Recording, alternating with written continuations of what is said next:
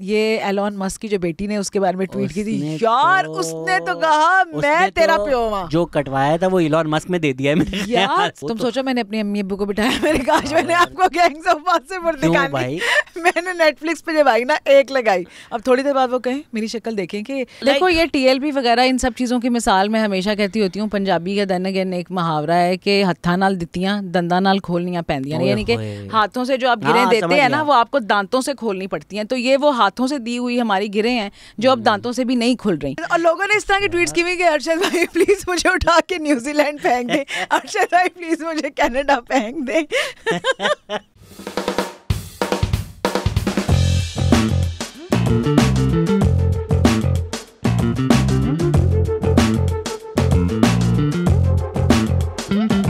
क्या लगता है तमकीना आपको आतिफ असलम ने कितने पैसे लिए होंगे भीगी यादें के? सिंस हम यही डिस्कस कर रहे हैं। भीगी यादें, ये कौन सा गाना है? यादें भीगी होती हैं। ये तुमने खुद को ही लिखा है, मुझे लग रहा है तुम्हारी अपनी यादें। तो गाना को लम्हे वो रातें कोई ना जाने, वो भीगी भीगी यादें। अच्छा, लम्हे यादें कोई ना जाने के बाद तुमने बीच में से भीगी भीगी बस वो चीजें पकड़ ली हैं। जब गाना वो ये तो मैं मेरे ऐसे बोल रही वो लम्हे है गाना, गाने का नाम है वो लम्हे। भीगी भीगी पाते कर दियो नहीं, वो लम्हे was the original song and then उसका जो आतिफ असलम का वर्जन था उसका भीगी यादें नाम था। मुझे नहीं पता भाई। तो उस टाइम उन लोगों को बॉलीवुड ने बिल्कुल कम या जीरो पैसे दिए थे बिकॉज उन गानों से इनके करियर्स बने। अल्लाह करे कि आप आतिफ असलम खुद आके ये बात जो है डिनाई करें और कहें कि शहजाद झूठ बोल रहा है, शहजाद द कज़्ज़ाब, ही इज अ लायर, और ऐसा कुछ नहीं था। अब ये जो गाने लारी छूटी, तेरा मेरा, मेरी बात सुनो, वो लम्हे तो was like start of Atif Aslam's career in Bollywood.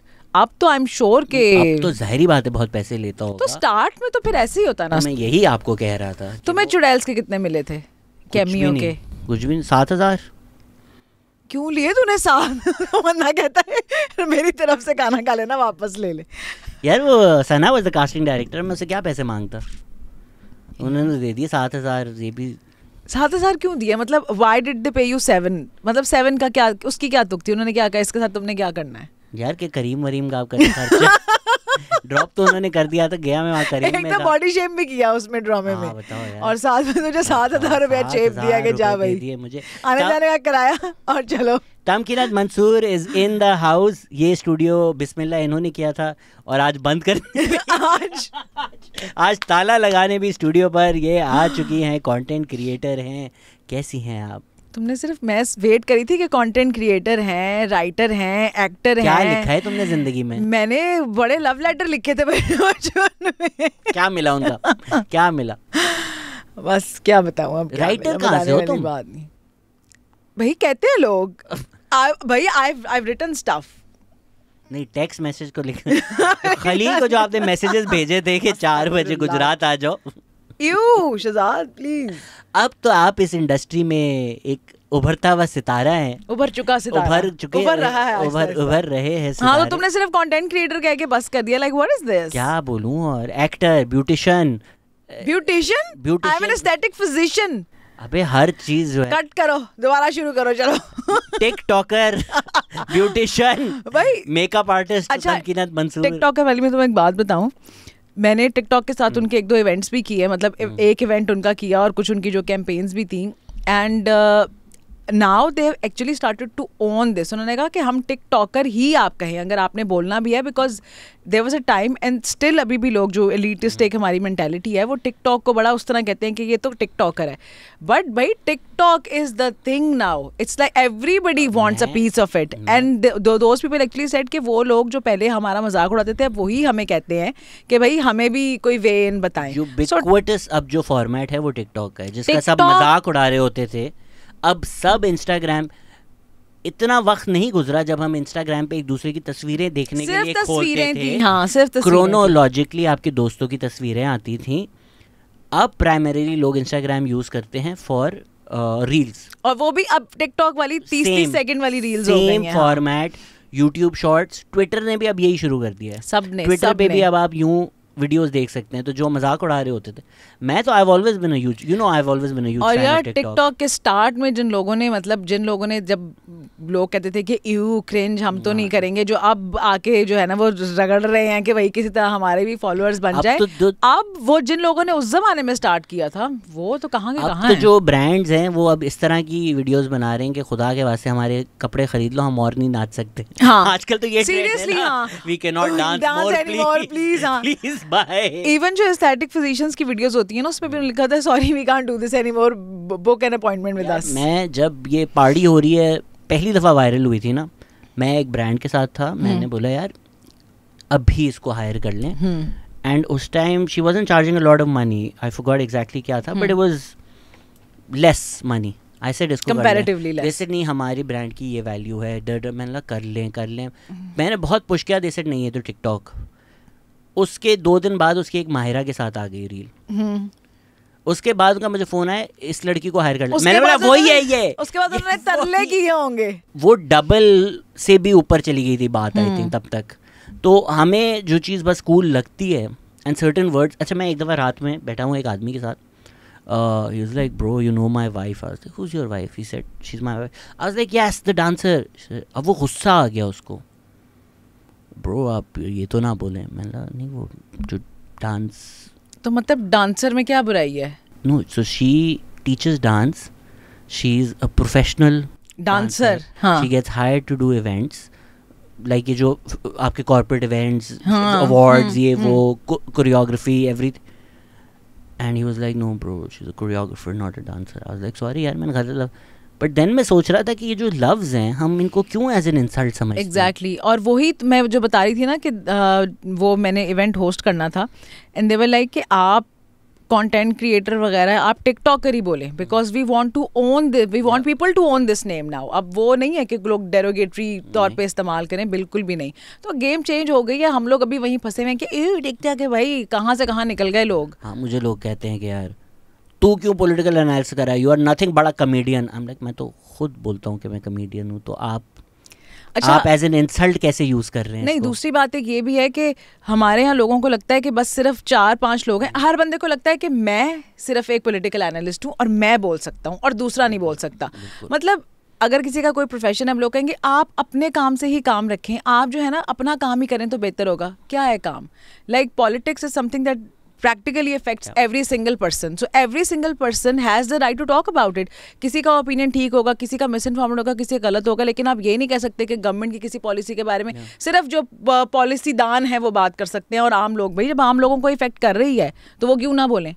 और ये मतलब ये वही वाली बात है ना कि कमेडियन का लेबल, लोग कहेंगे कि भाई ये तो you are just a comedian, मतलब कि जो बंदा रुला रहा है वो एक सीरियस एक्टर है और जो हंसा रहा है वो क्या मस्खरा है। ये लफ्ज हमारे लिए इंसल्ट है ना। लाइक फॉर इंस्टेंस भांड, मेरी लाइक द एक्सट्रीम इज्जत इस भांड में, अपने आप को भांड सिर्फ इसलिए नहीं कहता बिकॉज आई एम लाइक अमानत चंद एक भांड है, अमानुल्लाह एक भांड है, मैं कैसे अपने आप को कैसे उनसे कंपेयर करूं कि भाई मैं कौन हूं जो उनके लेवल का हूं। मैं गली में क्रिकेट खेल रहा हूं, मैं सचिन तेंदुलकर क्रिकेटर है, एग्जैक्टली, मैं क्रिकेट खेलता हूं, मैं कॉमेडी करता हूं, ये लोग भांड हैं, लेकिन हमारे लोग अभी तू भांड, आई एम लाइक नहीं, आप मेरा वो लेवल नहीं है अभी। आप मुझे इंसल्ट करने के लिए कह रहे हैं, लेकिन ये मेरे लिए एहतराम है कि आपने मुझे बोल दिया। जैसे लोग कहते हैं मिरासी, हाँ, और तो वो जो प्रॉपर म्यूजिशियंस हैं, मतलब जो घराने वाले, वो कहते हैं कि मिरासी मिरास से है, तो हमारी ये मिरास है, हमें तो फख्र है इस पे।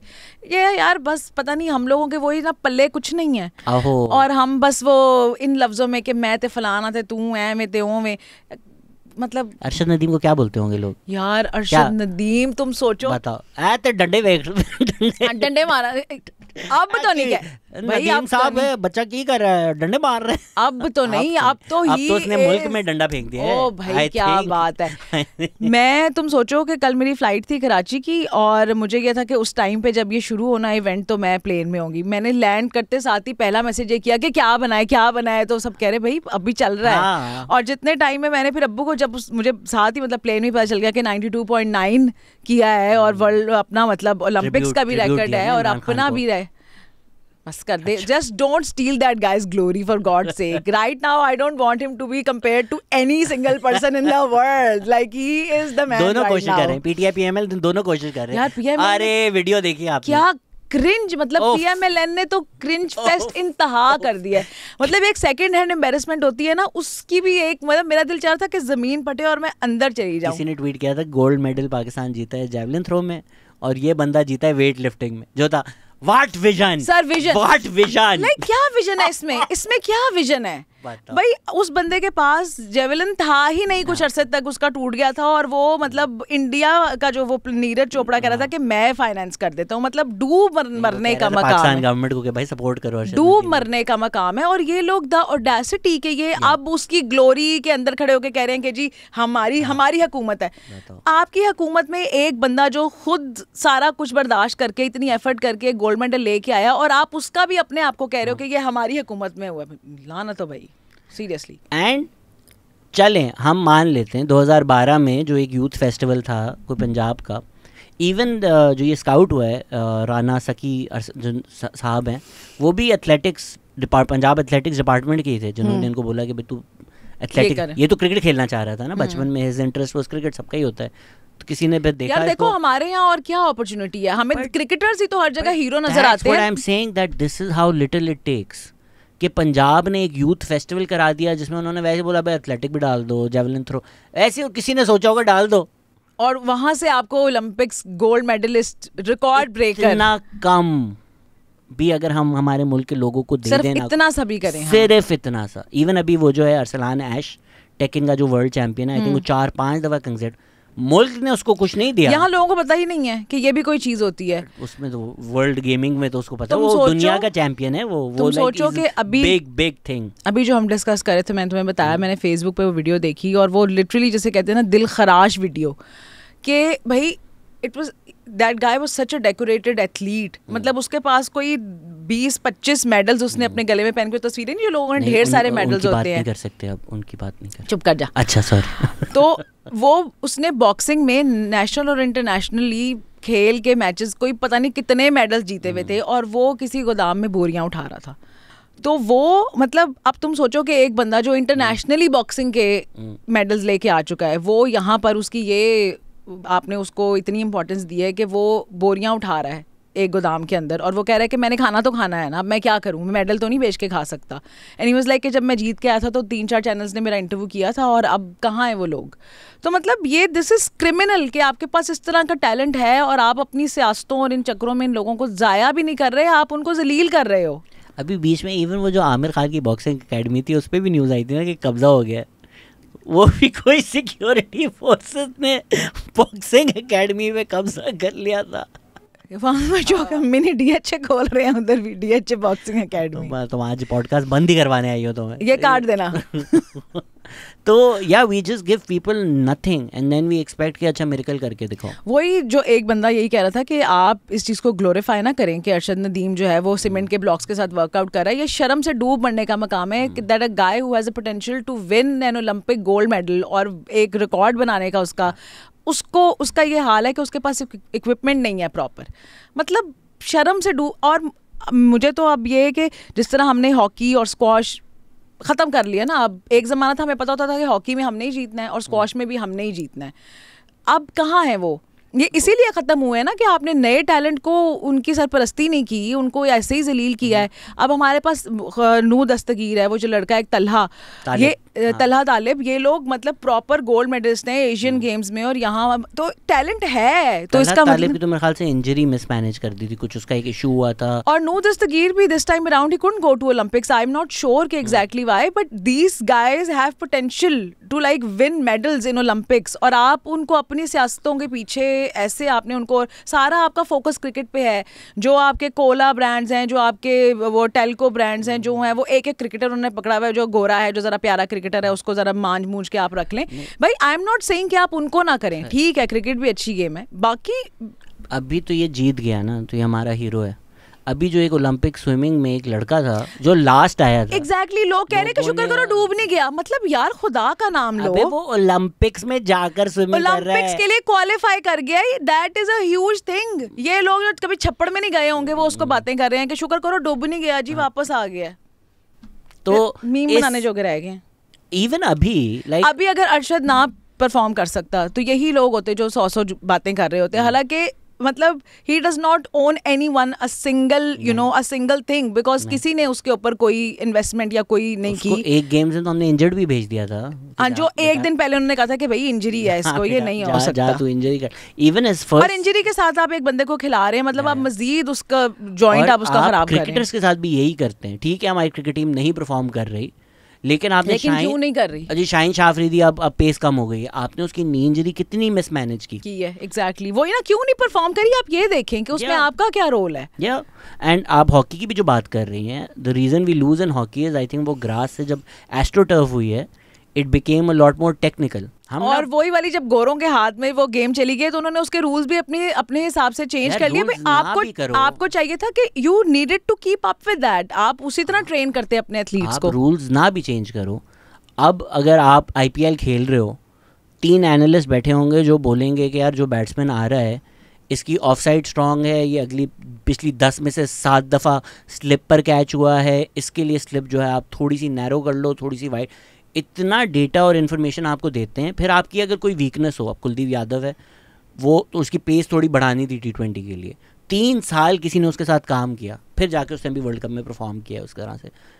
वो एबिलिटीज़ है ही नहीं हमारे पास। हसन अली एक बेचारा, उसकी परफॉर्मेंस डिप हुई, लोगों ने उसकी ऐसी की तैसी यार आप साइकोलॉजिकली लोगों को खत्म कर देते हैं।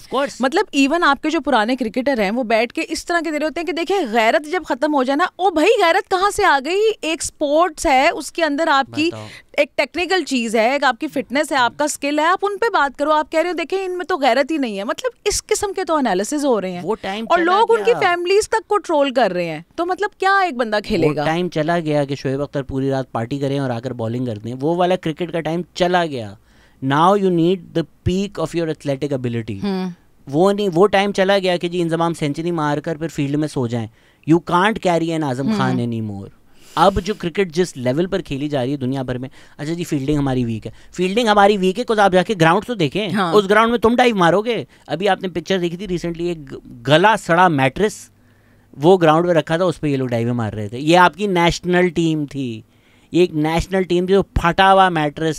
पता चले सारी टीम को स्केबीज हुई और खारिश पे सिर्फ डाइव मार रहे थे और तो कुछ नहीं कर रहे थे। ये वाले बेचारे शरीफ हैं आजकल के क्रिकेटर्स। लेकिन ये जो साइकोलॉजिकली ये जो लोगों को करते हैं ना, मतलब you practically destroy a person like that. वो क्यों, मतलब उसकी जो अगर कोई स्किल या एबिलिटी भी है तो आप उसको डिस्ट्रॉय कर देते हैं इस तरह की बातें कर कर। 100%। अब कल अरशद नदीम जीता है, देख बाबर आजम ये होता है कि बाबर आजम का क्या ताल्लुक है इसमें? क्या ताल्लुक बाबर आजम? जिन लोगों को बातें सुनानी चाहिए, जिन लोगों को कुछ कहना चाहिए, उनको कहने जोगा तो आपके अंदर पोटेंशियल है नहीं, उनको आप कुछ कह नहीं सकते। तो इसलिए फिर आप ये जो दूसरे लोग हैं उनके ऊपर आपका सारा गुस्सा निकलता है। अली आफ्ताब ने खराज तहसीन दी कि असल जिस बंदे ने सेक्रीफाइस किया कि अरशद नदीम गोल्ड मेडल जीते, वो जनरल आरिफ साहब हैं, जो 20 साल ओलंपिक फेडरेशन हेड कर रहे थे। उनके टाइम में कोई नहीं जीता गोल्ड मेडल, उन्होंने हाल ही में रिजाइन किया और उनके रिजाइन होते ही हमको मतलब ऐसी बरकत आई के साथ ही गोल माशाल्लाह सैक्रिफाइस की अपनी पोजीशन। कुछ और 2-3-4 और लोगों को रिजाइन करना चाहिए शायद उस बरकत से और साਡਾ कुछ बेहतर हो जाए। रिजाइन से पहले हम लोग रिजाइन हो जाएंगे जो हम लोगों की जिंदगी चल रही है। ये तो सिर्फ मजाक वाली बातें हैं, सीरियस नहीं लेनी आपने। बिल्कुल नहीं। अरशद नदीम मेरी जिंद मेरी जान है यहाँ इस मुल्क का। बट यार बड़ा विन। मतलब मैं तो वो वीडियो मैं क्योंकि वो उस वक्त होटल तक जा रही थी तो मेरी बहन वो रिकॉर्ड कर करके ना स्निपेट्स मुझे भेज रही है। हम सारे अब्बू के साथ मैं बार बार बात करी और every time I look at that video I just start to cry.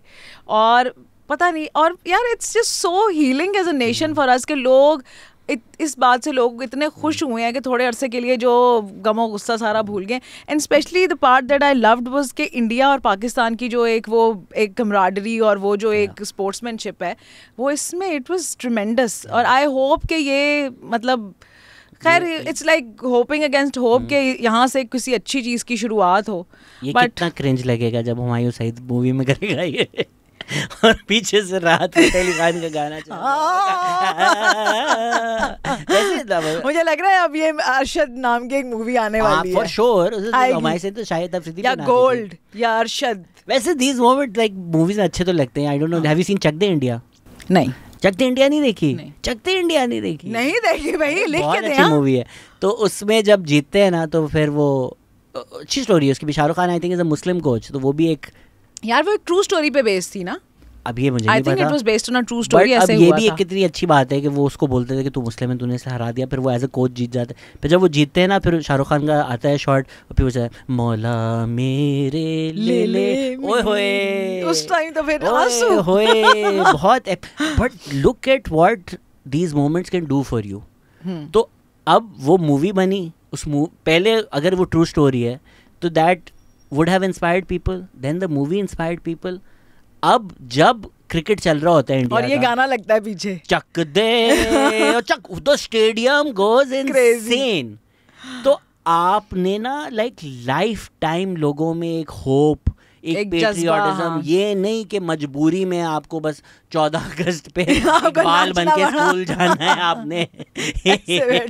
ऐसे बैठे एक सुक्का सा बच्चा कायदे आज़म बना के आगे। कल रात किसी को आके बोलने की जरूरत नहीं पड़ी कि आपको पाकिस्तानी होना है यार, ऐसे अंदर से निकला कि तू अब तक जिंदा था। पेट्रियोटिज्म वही वाला था ना कि यार वो मतलब वैसे अप्लाई किया हुआ वीजा किसी और मुल्क का, लेकिन आज तो पाकिस्तान। और लोगों ने इस तरह के ट्वीट्स किए कि अरशद भाई प्लीज मुझे उठा के न्यूजीलैंड फेंक दे, अरशद भाई प्लीज मुझे कनाडा फेंक दे।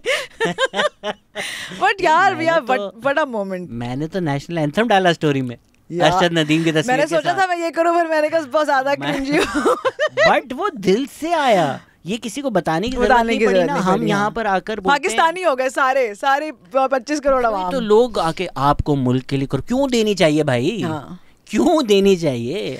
और यार तुम देखो कि I have always believed that arts and sports, basically जो entertainment है, it has the ability to heal nations. Like it can. It's such an amazing outlet. मैं तो लोग जो मर्जी कहें कि अब जो है ना नई नस्ल को ये हो गया वो हो गया। Whenever अभी मैं कुछ अर्से पहले भी किसी फ्रेंड के साथ डिस्कशन कर रही थी कि whenever you open up TikTok and you see कि छोटे बच्चों से लेके बूढ़े बूढ़े लोगों तक लोग आर्ट क्रिएट कर रहे हैं, कोई कंटेंट बना रहे हैं, कोई अपना फैशन, कोई मेकअप, कोई वैसे वो जो है ना वो लिपसिंग कर रहा है, कोई डांस कर रहा है, कोई गाना गा रहा है, कोई अच्छी बात वैसे बता रहा है, कोई खाना पका रहा है। यार मतलब आई थिंक कि अगर लोगों के पास ये एबिलिटी हो कि उन्हें खाने पीने और इन चीज़ों की अपनी मतलब सस्टेनेंस की टेंशन ना हो, normal humans will always choose to create art. That I think is the only thing that makes humans truly happy. और मेरा तो ख्याल है इस तरह के 2-3 और आउटलेट्स होने चाहिए। यहाँ हमारी आवाम के जो अंदर वो एक पोटेंशियल है वो भी निकले, लोगों को दिखाएं भी, उनका सोर्स ऑफ इनकम भी बने। And it's so cathartic. तुम देखो जिस तरह की माहौल में और इस तरह की सोसाइटी में हम रहते हैं, ये आउटलेट्स कितने ज़रूरी हैं। हाँ, ये और बात है कि गलत और सही इस्तेमाल यार हर चीज़ का होता है। ये इस माइक का भी गलत और सही इस्तेमाल है, दुनिया में हर चीज़ का गलत और सही इस्तेमाल है। इस माइक का क्या गलत? इसके थ्रू तुम इंतशार भी तो फैलाते हो ना सोसाइटी में। हाँ, और भी कुछ करते होगे, मुझे नहीं पता। बिल्कुल। तो बहरहाल मतलब दुनिया में हर वही पेपर वेट बहुत है, ये रोड जो है किसी भी जगह turn. I don't want to know. जी बताइए। हाँ, अब एक पेपर वेट है। हाँ. उसको आप कहीं पेपर पे भी रख सकते हो, मार के किसी का सर भी तोड़ सकते हो। तो आप ये नहीं कह सकते कि पेपर वेट बनाना ही बंद कर दो क्योंकि उसका गलत भी इस्तेमाल है। Look at the positive side, कितने लोगों को एक आउटलेट मिला है। तो आई तो बिलीव के इंसान को बेसिकली अगर उसको रोटी, कपड़े और सेफ्टी की टेंशन ना हो तो उसको art, entertainment, humans will always choose to do that. नहीं, ये बिल्कुल सही बात है कि एक कलम इंसान की ज़िंदगी बदल सकती है। मेरे बचपन में भी स्कूल में एक बच्चा था, उसकी ज़िंदगी बदल गई। मैंने यूं पेन फेंकी, वो उसकी आँख में चली गई बेचारा। ये हमारे कॉमेडियंस ये सच्ची स्टोरी है। ये की आँख में पेन चली गई थी। फिर क्या होगा उसकी आँख का? ऑपरेशन में काफ़ी लाइक बुरा सीन था। बैठ आई थिंक खून तो नहीं निकल रहा था, बट नहीं उसकी काफ़ी जान निकल रही थी, उसकी खून नहीं निकल रहा था, ब्लड शड नहीं निकला। तो तुम्हारे माँ बाप ने क्या तुम्हारी छितर परेड नहीं की? यार उस टाइम तो कोई फर्क नहीं पड़ता था। उस टाइम तो ऐसा लगता था। कौन सा टाइम था? ये क्या जंगलों का कोई गारों का ज़माना था? जब हम लोग स्कूल से बाहर निकले, एक वैन ने बच्चे को मार दिया, उसकी टांग टूट गई, वो चल नहीं सका। तो ये हमारे लिए था कि हाँ ये हो गया। कौन से जंगलों बचपन में रहते थे? क्या है ये दुनिया? बचपन में आपको ऐसे छोटे मोटे इतनी ज्यादा फील नहीं होती थी। एकदम हम लोग हिल पार्क जा रहे थे, बेटा तेरी टांग टूट गई होती ना, तुझे फील होता। मैं, नबील, रेहान, उस्मान एक ट्रक नहीं सॉरी जीप, उसने उस्मान को मारा। 2 दफ़ा उस्मान हवा में फ्लिप हुआ, उसके बाद नीचे गिरा। हम सब ने देखा। फिर जीप से बंदा उतरा, बोला sorry bro I was very drunk. Usman खड़ा हुआ, उसने बोला नो इशू। फिर हम चलते चलते हिल पार्क चले गए। Normal like okay. बचपन में नहीं आपको चोटें लगती थी? पहाड़ से गिर जाओ, मेरे एक पहाड़ से गिर जाओ? हाँ, क्या आपको रबड़ के बने हुए बच्चे थे? हम बॉय स्काउट्स थे, हम पहाड़ चढ़ते थे। एकदम मैं दोस्त तनवीर वो पहाड़ से गिर गया था। कितना का मतलब इतना सा पहाड़ था? नहीं प्रॉपर हिल पार्क देखिए, वो हिल पार्क की एक पूरी साइड तो अच्छी खासी ऊपर है, मतलब if in building terms probably like 4-5 floor. वो वहाँ से रोल होता हुआ गिरा। अब वो अच्छा मजे की बात, रोल होता हुआ गिरा, वो नीचे पड़ा हुआ था। फिर हमने बोला रोलिंग रोलिंग रोलिंग, उस टाइम लिम्ब बिस्किट का गाना बड़ा फेमस था, तो फिर हम सारे रोलिंग रोलिंग रोलिंग गाते थे। फिर वो खड़ा हो गया, फिर वो उसको हमने थोड़ा ब्रश साइड किया, फिर हम चलते चले। ओके बॉयज, आप बॉय नहीं है ना, boys are rough and tough होते हैं हमारे। हम देखिए हैं किड्डे को रफ एंड टफ होते ने, पूरी जिंदगी ट्रॉमा से डील नहीं करना आया। चोटें लगती थी मुझे बताओ यार भाई। मेरा खुद के 2-3 दफा सर पट चुके हैं, सीढ़ियों से गिर चुका हूँ। अच्छा तभी। हाँ हर तरह की चोटें मुझे, हर तरह की चोटें, या दिल की चोट, दिमाग की चोट। एक दफा रेसलिंग खेल रहे होते थे। अच्छा बाय द वे ये हम क्या डिस्कस करते करते कहाँ निकल मेरे अंदर भी ये पोटेंशियल था, किसी ने फंड नहीं किया, आज मैं रेसलर होता। इसीलिए तो मेरे बच्चे नहीं है। 200 किलो के उसमें बिस्तर का हेडबोर्ड होता है ना, मैं हेडबोर्ड के ऊपर खड़ा हुआ था और उस वक्त वो एक हेडबोर्ड के ऊपर खड़े हुए थे। तो तुम्हारे अम्मी अब्बू कहाँ होते थे जब ये सब हो रहा था? मैं जिंदा कैसे बचा हूँ मुझे नहीं पता। तो कितने बहन भाई हो तुम लोग? खैर अभी ये तो स्टोरी सुनो ना। तो रॉब वैन डैम बड़ा फेमस था, तो वो यूँ करता था रॉब वैन डैम, और फिर वो फ्रॉग स्प्लैश मारता था। तो मैं रॉब और वैन ही कर रहा था, इतनी देर में मेरे भाई ने हेडबोर्ड को लात मार दी। तो मेरी एक टांग गई ईस्ट, एक टांग गई वेस्ट, और हेडबोर्ड गया। Headboard God. हाँ बहुत अफसोस, बहुत ज़्यादा। आपकी सोच है कितना ज्यादा। I don't wanna think about it. Oh Rob Van Dam हो गया मैं वहाँ, तो मतलब रॉब हो गया मैं। वो मुझे बचपन की एक इंजरी है जो मुझे अब तक याद है। वो इंजरी अभी तक साथ है। हाँ एक दफा मैंने मैरी गो राउंड को हेडबट मार दिया था।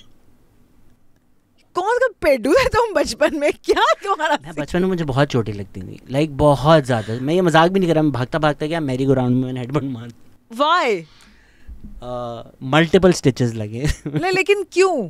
मुझे मैरी गो राउंड पे चढ़ना था। मतलब तुम क्या हेड ऑन? हाँ मुझे लग रहा था कि मैं यूँ भागता हुआ जाऊंगा, जंप करूंगा और मैरी गो राउंड पे बैठाऊंगा। बहुत छोटा था। कितने को छोटे थे तुम? बहुत छोटा था। बहुत छोटा क्या होता है मतलब? मतलब हेडबोर्ड से पहले थोड़ा बड़ा था। उसके बाद यार ये तो मैं बहुत छोटा था। ये हुआ है कराची जिमखाना में। आई मस्ट बी लाइक 5, 6, 7, बहुत छोटू। फिर मेरे स्टिचेस ये मैं भागता हुआ गया मैरी गो राउंड। अगली जब मैंने आंखें खोली ना तो इसी तरह की लाइटें मेरे मुंह पे। मम्मी ने तो स्टेपल रखा होगा कि जहाँ भी टांके लगेंगे यहाँ स्टेपल कर दो। हाँ उन्होंने लिटरली स्टेपल ही किया। मैं कह रही हूँ नहीं, अम्मी अब्बू ने घर पे रखा होगा कि तो उसका तो रोज का काम है, इधर आ बेटा डिश। बाकी कुछ स्टेपल वेपल किया। उसके बाद फिर रात में हम वहाँ पे डॉक्टर के पास गए, मतलब ये क्या किया है। फिर उसने वो खोल के सही तरह सारे स्टिच। आज भी आई थिंक मैं स्क्विंट करूँ तो यहाँ कुछ नजर आएगा, हैरी पॉटर टाइप का। I don't know if you can see it. No कुछ यहाँ है। नो ओके खैर हाँ मैं बहुत इंजर हुआ हूँ बचपन में। God through out. तो पाकिस्तानी एथलीट से भी बुरी हालत है बेचारे, इंजर हो के बेचारे कहाँ से कहाँ। हाँ मैं बहुत ज़्यादा गिरता पड़ता यहाँ तक पहुँचा हूँ। बहुत स्ट्रगल किया मैंने लाइफ में, बहुत टांके लगवाए हैं। लाइक प्ले आउटसाइड और आई यूज्ड टू हम बचपन में तो हम सब बाहर ही खेलते थे। मतलब घर से स्कूल से आए, हाथ मुंह धोया, खाना खाया, उसके बाद बाहर, और बस फिर मगरिब के टाइम पे आना है। तो इसमें चुड़ैलें आ जाती थी ना उस टाइम। बातें क्यों लग रही है तुम्हें ये सारी? यार हम इस तरह के जंगली हरकतें नहीं करते थे कि मैरी गो राउंड में सर मार दिया और क्या हेडबोर्ड के ऊपर जो है ना वो रेसलिंग वाला सीन, ऐसे काम नहीं करते थे हम। हमारे पास प्रॉपर इक्विपमेंट था खेलने के लिए, हम साइकिलिंग करते थे और चीजें। अच्छा आप तो पंजाब में ना, आपके पास सारी रिसोर्सेज हैं। हम कराची वाले बेचारे, हमारे अच्छा कराची वालों के पास कुछ नहीं है। सुभान अल्लाह। बेचारे हम गरीब बोरियां उठाते हैं रातों को। एकदम मैं सड़क पे भी विकेट कीपिंग कर रहा था। अब वो भी आपको टांगे खोल के करना पड़ता है यार। तुमने जिंदगी में सारे काम बहुत वहाँ तो मैंने बहुत चोटें खाई हैं यार। हाँ बहुत वहाँ तो बहुत खाई हैं। बिकॉज हम लोग तो स्कूल में तो वो DX, तुम्हें पता है क्या होता था? DX में क्या होता था? वो टांगे खोल के ना चाइना और एक्सपार्क यूं करके। ये कौन सा स्कूल है भाई? ये किस किस्म के? मैं क्या आपका हूँ? आई थिंक मेरा बड़ा violent childhood now that I think about it. हाँ डी जनरेशन X होता था, उसमें वो आपकी टांगे खुली होती थी, पीछे से आके कोई नहीं एक्स पार्क करके चला जाता था। आप समझे युवा के target I got it, but like why? because DX Generation X you think you can tell us what to बड़ा उस टाइम बड़ा अल्लाह का cool शुक्र था। है हमें बर्गर बच्चे नहीं थे, बर्गरों में मुझे लगता है ये स्पेशल दबा भी करते रहते थे। हाँ वो तो मैंने वो रेसलिंग से ही सीखा हुआ था सबने।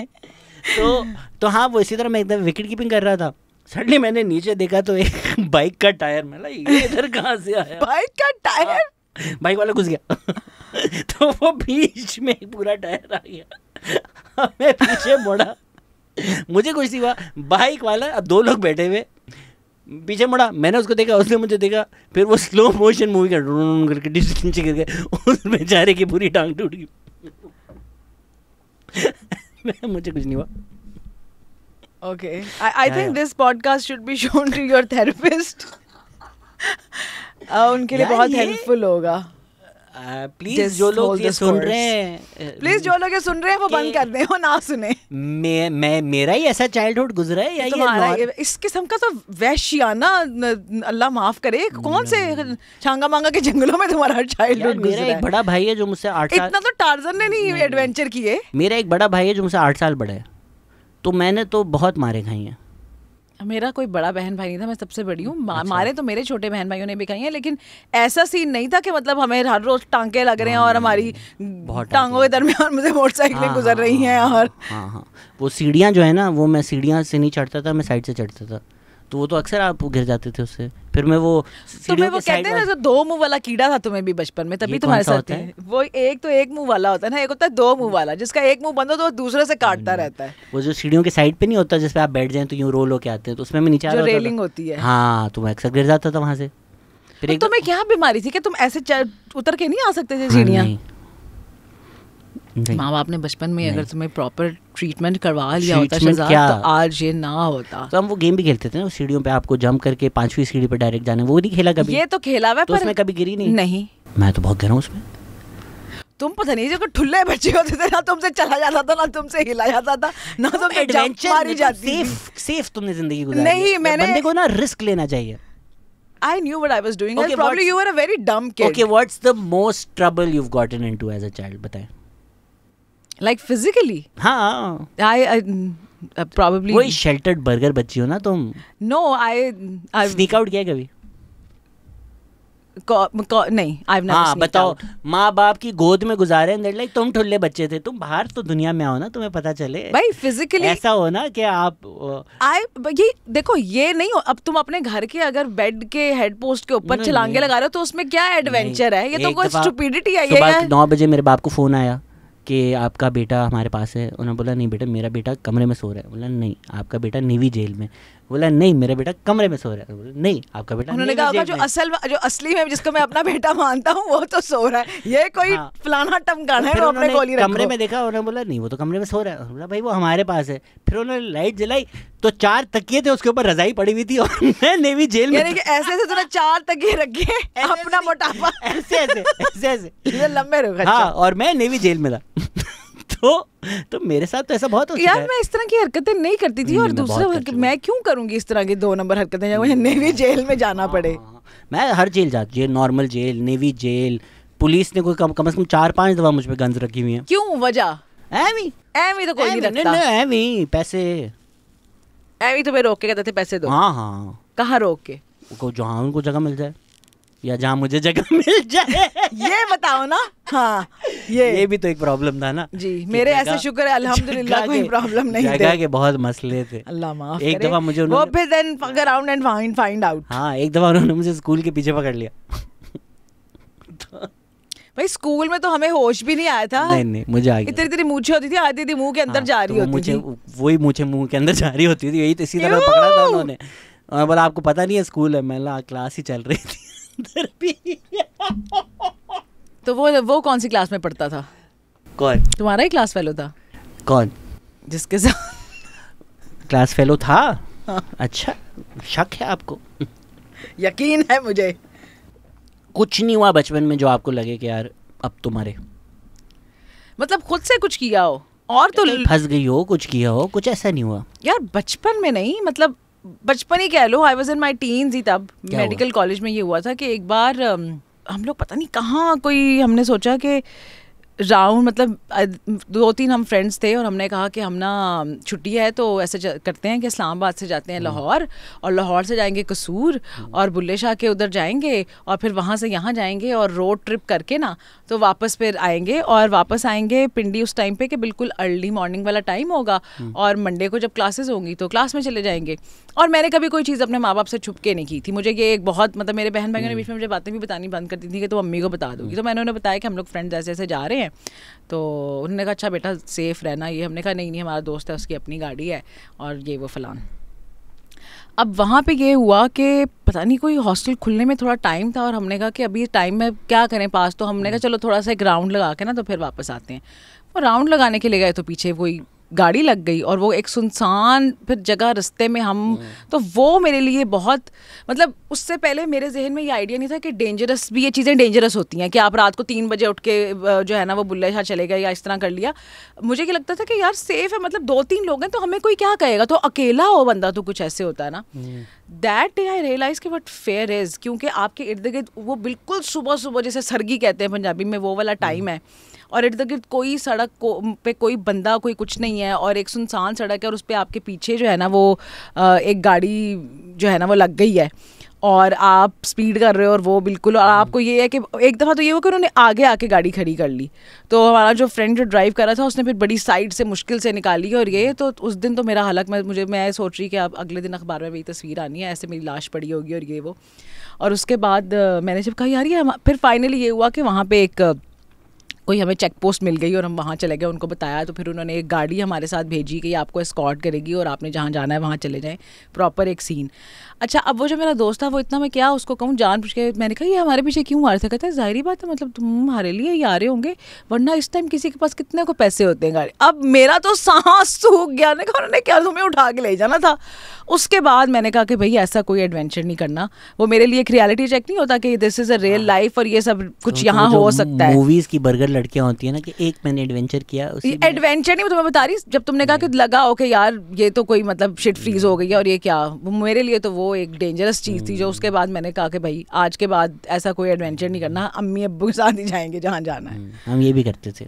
तो ये तो मुझे बहुत डेंजरस लगा था। रात को अगर बाहर निकले हुए और कोई गाड़ी जा रही है तो हम उसके पीछे करना शुरू हो जाते हैं ताकि उसको ऐसा लगे कि हम उसको फॉलो कर। लाना तो तुम लोगों के ऊपर।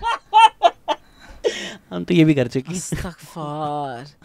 तुम्हारे जैसे को खबीस और खंजीर लोग थे जो हमारे पीछे लगे हुए थे। अल्लाह माफ करे। लाहौर ये कौन सा साल है लाहौर का? लाहौर नहीं था इस्लामाबाद था। नहीं, लाहौर में मेरा तो मतलब सांस बंद हो गया था।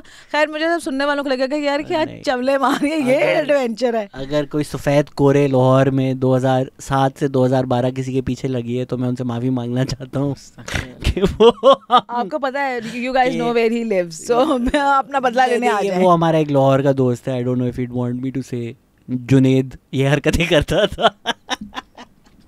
हद है वैसे कि अपने मतलब बड़ा रैट बड़ा स्निच। हमने हर तरह की मस्तियाँ की हैं। हम लोग 4-5 बजे लाइक चलो नाश्ता करते हैं कहाँ चले मुनाल चले लम्स में बैठे हुए 6 घंटे की ड्राइव है चलो चलो।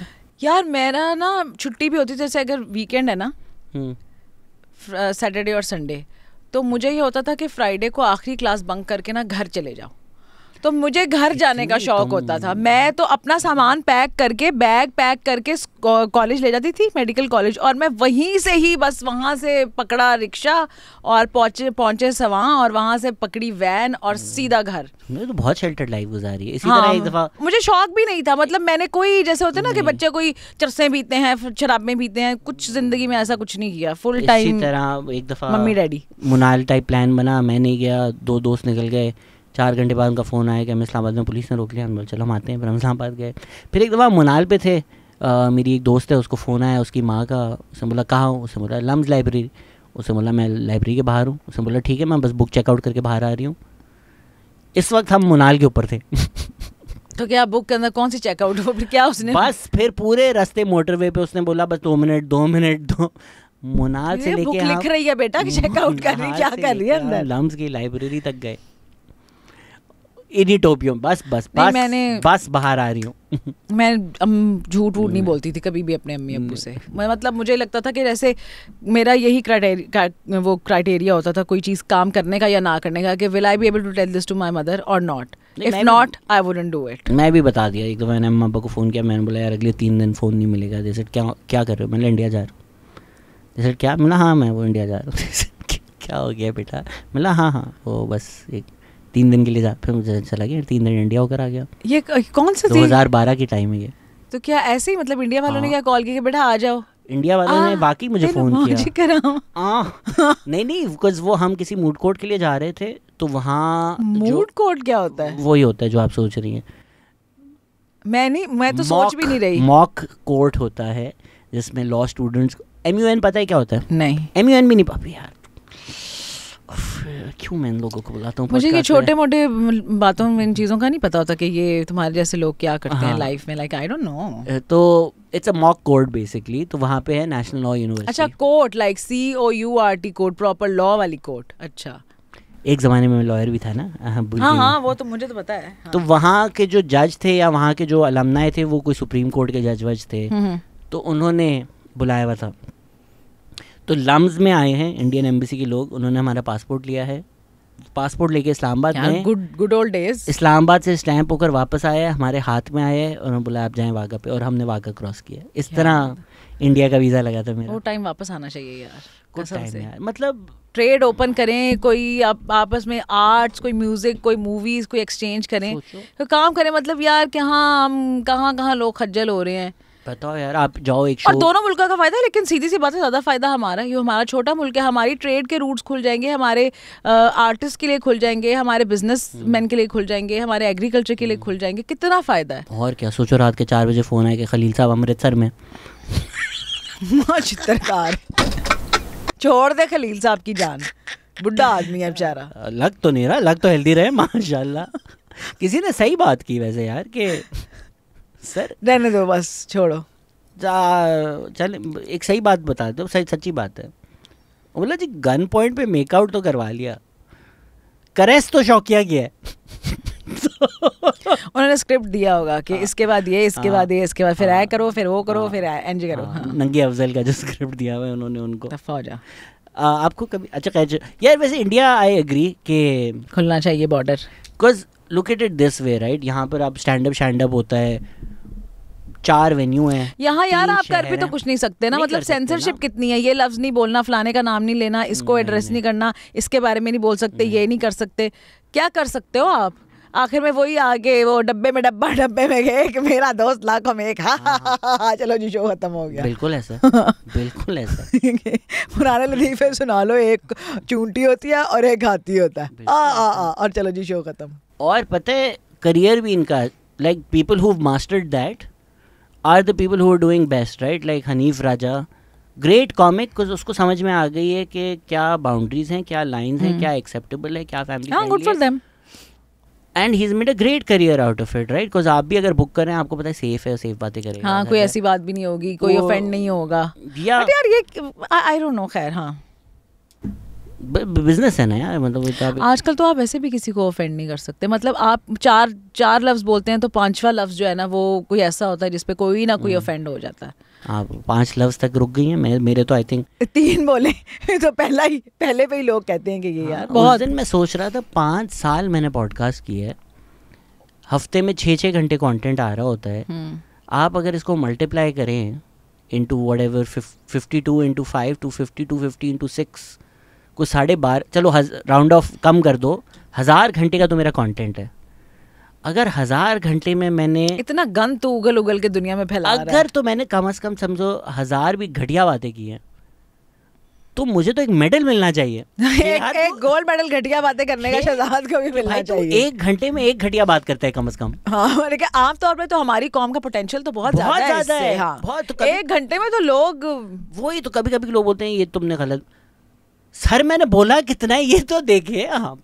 स्ट्राइक रेट तो देखिए मेरी यार, लेकिन यहाँ पे स्पेस अब बिल्कुल हर किस्म के काम के लिए स्पेस खत्म है। क्रिएटिव काम के लिए, किसी किस्म का आपने कोई एनालिसिस करना हो, आप आपस में बात करते हुए भी आपको होता है कि यार पास किसी का फोन तो नहीं पड़ा हुआ, मतलब इस तरह की चीजें हैं। हाँ, इस जगह तो खास कर, हाँ इस जगह तो खास कर नहीं, but like with stand up तो पाकिस्तान की स्टैंड अप कॉमेडी थ्राइव ही इसी तरह कर सकती है अगर इंडिया खोला हो, कि आप जाए मुंबई में स्टैंड अप करें, आप जाए चेन्नई में स्टैंड अप करें, देखो हम लोग कहते हैं ना कि ऑनलाइन भी स्पेस है, हमारे पास ऑनलाइन भी स्पेस नहीं है, क्योंकि आप ऑनलाइन भी कोई चीज़ डालोगे उसमें भी आपने वही 100 में से एक बात ऐसी कर दी तो उसका क्लिप बना के लोगों ने वो वायरल, और आपकी तो आपका तो बस सर उतार देंगे। तो क्या मतलब यहाँ आप कोई बात ही नहीं कर सकते। और लोग पता है क्या, और स्पेशली दिस, ये मैं यहाँ पे कहना चाहूँगी कि ये ज़्यादा प्रॉब्लम वोक और वाना बी वोक लोगों के साथ बहुत ज़्यादा है, कि वो देख ही चीज़ें इसलिए रहे होते हैं कि वो ऑफेंड होना, कि अब हमने किस चीज़ पे ऑफेंड होना, like they are looking for reasons to get offended, और फिर दूसरों को ये प्रूव करना होता है कि मैं तुमसे ज़्यादा वोक हूँ। तो उस चक्कर में ना फिर वो कोई भी लफ्ज़ हो ना उसको पकड़ लेंगे और कहेंगे कि oh my god so problematic, like how dare you, like तो मतलब, और ख़ुद ये वही लोग हैं जो सबसे ज़्यादा प्रॉब्लमेटिक मेंटेलिटी इनकी अपनी है। क्योंकि अगर if it's like a competition for you, कि मैं तुमसे ज़्यादा वोक बन के ट्विटर पे दिखाऊंगा कि मैं हूँ, लाइक मैं हूँ अम्मी वोक लोगों की, और मैंने बस शिट करनी है लोगों पे, और मैंने बस ये ढूंढना है कि किसी का कोई लफ्ज़ मुझे मिल जाए, मेरी पकड़ में आ जाए, और फिर मैं उसकी ऐसी तैसी कर दूँ। और ये जो हमारा जो एक लिबरल सर्कल है ना, उसका बहुत बड़ा फेलियर ये है। तुम देखो राइट विंग कोई भी बात होती है वो एक साथ होते हैं, वो इकट्ठे होते हैं, एक दूसरे पे शिट नहीं करते। हमारा तो लिबरल जो सर्कल है उसमें ये है कि people are waiting for you to slip and then they will gang up on you and आपकी लेग पुलिंग, और वो आपको they will just throw you out of the circle और आपकी बुरी हालत कर देंगे। मतलब डर जो है ना वो राइट विंग वालों से तो चलो है ही है, इनसे ज़्यादा डर है, क्योंकि ये तो हर बात पकड़ने के लिए बैठे हैं ना। मतलब आपने ये बात करते हुए थोड़ा सा आप मुस्कुराए हैं तो बस आपकी खैर नहीं है, ये बात करते हुए आप वहाँ देख रहे थे, like what did you mean by that. तो एक मतलब एक हद है ना, चलो ठीक है आप, हाँ इस मैं मानती हूँ कि बहुत सारी ऐसी चीज़ें थी जो प्रॉब्लमेटिक हमारी सोसाइटी में हर कल्चर में ही थी, लेकिन भाई आई डोंट नो, अगर आप सिर्फ नुक्ताचीनी के उससे और सिर्फ अपने आप को प्रूव करने के गर्ज से कि मैं सबसे ज़्यादा एनलाइटेंड हूँ, इस तरह कोई चेंज नहीं आता। इस तरह you are just alienating people and you are making it difficult for people to basically exist and even learn. आप लर्न करने का मौका भी नहीं देते, आप कहते हैं बस सूली में लटका दो। तो राइट और लेफ्ट विंग में ये मतलब स्पेशली पाकिस्तान जैसी सोसाइटी में ये दो एक्सट्रीम्स हैं विच आर इक्वली डेंजरस, मुझे तो लगता है। इक्वली डेंजरस तो नहीं है, कुछ लेफ्ट वाले आपको ऑनलाइन कैंसिल करेंगे, मर्डर नहीं करेंगे, मॉब लिंच नहीं करेंगे, मतलब हाँ ठीक है, not equally dangerous but psychologically तो आपके लिए आपकी माँ बहन कर देंगे। यार वो शैलोनेस नजर आ जाती है ना। अब जिस तरह अमेरिका का लिबरल है जो कमाला हैरिस को प्रमोट कर रहा है, पुश कर रहा है, देखो वो they're gonna look the other way on Palestine because उनकी जो पॉलिटिक्स है they're shallow, they're gonna be like but she's a black woman। और oh my god क्या बात कर दी है, वाह। वो उनको भी वो फक्कड़पन पसंद है बेसिकली, कि भाई कोई बंदा एक नीच बात कर दे और दूसरे बंदे को वो हिट कर दे और वो उसका मजाक उड़ा दिया, वाह वाह क्या बोला। और फिर आई थिंक बाइडन के बाद दे न्यू के now Biden is like too exposed. वो vote blue no matter who वाला जो सीन था ना वो वहाँ पे नहीं चल रहा था उनका। So they were just looking for an excuse कि कोई और बंदा इसकी जगह आ जाए, ताकि क्योंकि वोट तो हमने इन्हीं को करना है, हमें कोई बहाना मिल जाए। तो अब अमेरिकन लिबरल्स की शैलोनेस इससे पता चलती है कि पिछले कुछ टाइम में जो प्राइमेसी ऑफ आइडेंटिटी पॉलिटिक्स थी, कमाला हैरिस की पॉलिसी क्या है उससे आपको फर्क नहीं पड़ता। हाँ। जिस तरह हिलरी क्लिंटन की पॉलिसी क्या है आपको फर्क नहीं पड़ता है। हिलरी क्लिंटन औरत है इसलिए उसको वोट दो। हाँ। भाई वो एक एंट्रेंस सिस्टम का हिस्सा है। बेस्ट मीम वही बनी है, वो जो एक कार्टून बना हुआ है और फिर ऊपर से वो बॉम्ब्स हैं और it feels nice to be included and have oh my god the next bomb will come from a woman. Exactly. हाँ, वो आपके लिए सक्सेस है कि भाई अब जो जंग करेगा ना अमेरिका के बिहाफ पे दुनिया भर में वो एक औरत है। वो सिर्फ आई थिंक सिर्फ एस्थेटिक्स से मतलब है उनको, कि देखने में चीज़ें कैसी लग रही हैं। अब भाई बाइडन की एडमिनिस्ट्रेशन का पार्ट नहीं थी Kamala Harris, like she was a part of his administration. इसका मतलब है कि she was on board with all the decisions that he made. Harris's policies are also not pro poor, they're not at all pro black communities. The woman was a cop, like come on। Cop तो नहीं थी, आम तो मतलब है, prosecutor थी उनकी। Prosecutor थी, तो वो उसमें उसने ब्लैक फैमिलीज के साथ बुरा किया है।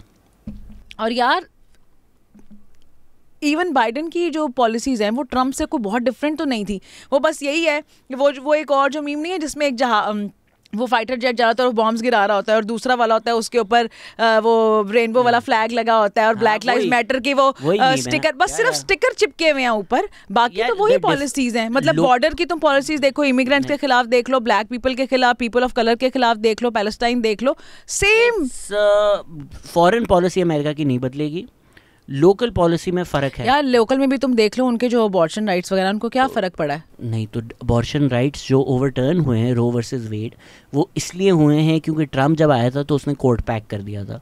रूथ बेटर गिन्सबर्ग जो है, क्योंकि वो मर गई, उसको जब ओबामा का टर्म था वो कह रहे थे भाई तू रिटायर कर जा ताकि हम नॉमिनेट कर सकें अगला सुपर. उसने बोला नहीं, अब वो मर गई ट्रम्प के टाइम में, तो ट्रम्प ने नॉमिनेट कर दिया. So Trump got 2 supreme court nominees if I am not mistaken during his tenure. तो वहाँ उसने कोर्ट पैक किया. फिर जो वॉशिंगटन के कोर्ट हैं, is it called 111, I forgot exactly what the court number is, उधर इसने अपने बंदे पैक किए. इस वजह से एंटी अबॉर्शन लॉज वहाँ पे. हाँ, सो लोकल चीज़ों पे फ़र्क पड़ता है. मे बी जो टैक्स पॉलिसी है वो ज़्यादा लिबरल हो for rich people, for Trump. Biden जो है वो थोड़ा ज़्यादा pro middle class, pro poor. PPP और पीएमएलएन वाला सीन, वो कह रहे हैं ये थोड़ा सा, ये जो है ये जब पीपीएमएलएन की हुकूमत आती है तो ये लोग जरा बिजनेस कम्युनिटी को देते हैं, जब पीपीपी की आती है तो वो थोड़ा सरकारी अफसरान को देते हैं.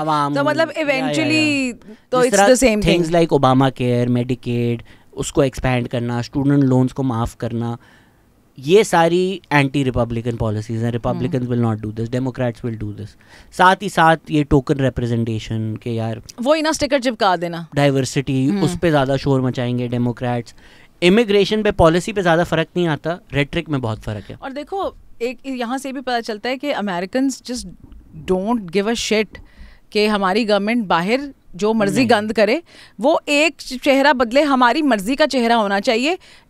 वो पैलेस्टाइन को बॉम्ब करे, वो यमन को बॉम्ब करे, वो किसी को भी करे, हमें कोई परवाह नहीं है. बस हमें अपनी मर्जी का बंदा चाहिए यहाँ पे जो आके ये सारा काम करे. इधर भी यही है. हाँ, यही जो हमारे अमीर लोग हैं उनको तो नहीं फर्क पड़ता ना कि यार बलूचिस्तान में क्या हो रहा है, खैबर पख्तूनख्वा में क्या हो रहा है.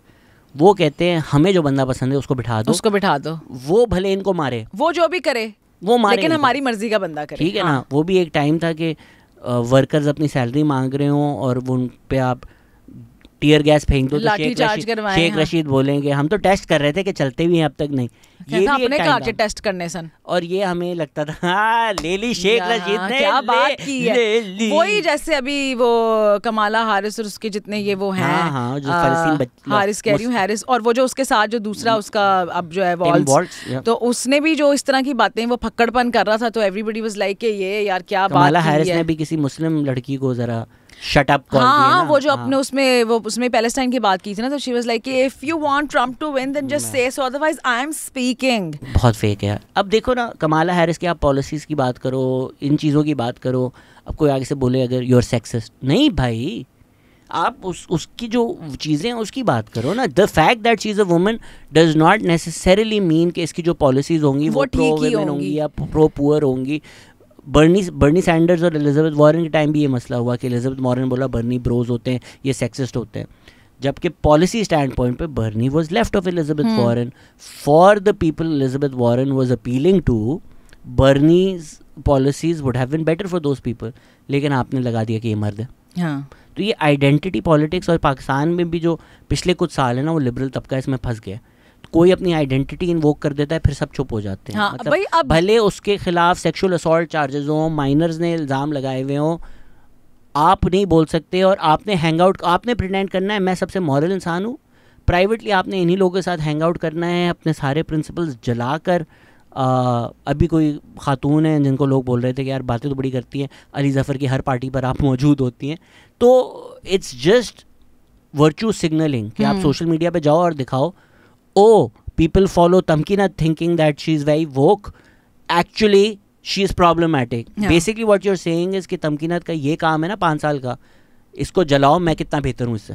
Exactly वही जो मैंने कहा कि everybody just wants to prove कि भाई मैं तुमसे ज़्यादा woke हूँ, मैं तुमसे ज़्यादा liberal values रखता हूँ, और उस चक्कर में मतलब आई डोंट नो यार, it has become extremely toxic, बहुत ज़्यादा। मतलब आप वही वाली बात है अगेंस्ट स्पेस की कि आपको राइट विंग भी नहीं जीने देता, आपको लेफ्ट भी नहीं जीने देता, आप दरमियान में करो तो क्या करो, कोई स्पेस नहीं है दरमियान में। आए अली आफ्ताब मुझे बोलते हैं ना, यार बड़े लोग देखे हैं मैंने, पर बंदा शायद जूतिया हो, पटवारी हो, तुझे गाली जरूर देता है। हर बंदा देता है, कोई ग्रुप नहीं है जो तुझे गाली नहीं देता है। बोला हाँ यार ये बात तो सच है कि तुम्हारा ये खासा है, hated by everyone, equally hated by everyone। अभी वो किसी और साहब भी हैं, उन्होंने बड़ा अपना ग्राफ लगाया, उसने बोला loved by some, hated by many, ignored by no one। अबे इग्नोर तो मैं मोहल्ले के कुत्ते को भी नहीं करता यार, ये अचीवमेंट थोड़ी है। ये तुम्हारी गलती है असल में, ये मैंने तुम्हें बहुत दफा समझाया है कि हर भौंकने वाले कुत्ते को वापस भौंक के जवाब नहीं देते। मैंने रिसेंटली बहुत को मतलब भौंकने दो, बहुत रिस्ट्रेंट दिखाया है, बहुत। अभी तू रिस्ट्रेंट दिखा रहा है, हर दूसरे दिन वीडियो तूने किसी एक बंदे के बारे में बनाई होती है। 2 लोगों पे वीडियो बनी है बस, वरना कुत्ते तो बहुत भौंक रहे हैं आजकल तो मेरे ख्याल से एक पूरी कुत्तों की फैक्ट्री लग गई है मेरे पे भौंकने के लिए, पैसे मिल रहे हैं लोगों को भौंकने के लिए। आप अगर सर्च करें ना यूट्यूब पे साहिल अदीम शहजाद गयास, बहुत सारे यूट्यूबर जिन्होंने वीडियो बनाई हुई है इस टॉपिक के ऊपर। यार मुझे तो मैंने तुम्हें प्राइवेटली भी ये बात कही है और मैं अभी भी ये कह रही हूँ कि मुझे तो ये लगता है कि ठीक है, आपको लोगों को थोड़ा सा उनको जवाब भी देना चाहिए, जहाँ आपको लग रहा हो कि कोई प्रॉब्लमेटिक बात कर रहे हैं वहाँ पे उसको एड्रेस भी करना चाहिए, लेकिन एक हद तक। उसके बाद ये होता है कि वो लोग वो जो अटेंशन है ना वो एंजॉय भी करते हैं, उससे फ़ायदा भी हासिल करते हैं। अब मुझे तो ये लगता है कि जितने लोगों ने साहिल अदीम के बारे में कोई 36 करोड़ वीडियोस बना दी हैं, जिसको नहीं भी पता था ना उसको भी उसका पता चल गया है, और उसके तो वो हर हैशटैग पे वो ट्रेंड कर रहा है। देखो तमकीना, आई नो कि आपने उसका काउंटर आर्ग्यूमेंट देना है, बट इतना भी नहीं। तमकीना हम जाए ना, हमें लगता है कि हम लोग बिग शिट है। नहीं, मुझे तो बिल्कुल नहीं लगता। ठीक है, आपके कितने फॉलोअर्स हैं? कहाँ? सबसे ज़्यादा किधर है यार? पता नहीं, इंस्टा और कितने इंस्टा पे? पता नहीं, फेसबुक पे ज़्यादा है, मतलब 270 के अराउंड ही है मेरे 3-4 प्लेटफॉर्म्स पे। साहिल अदीम जो वीडियो डालता है वो मिलियन आती है, उसके बाद वो समा टीवी पे जाए तो पूरी दुनिया उसको देख रही होती है।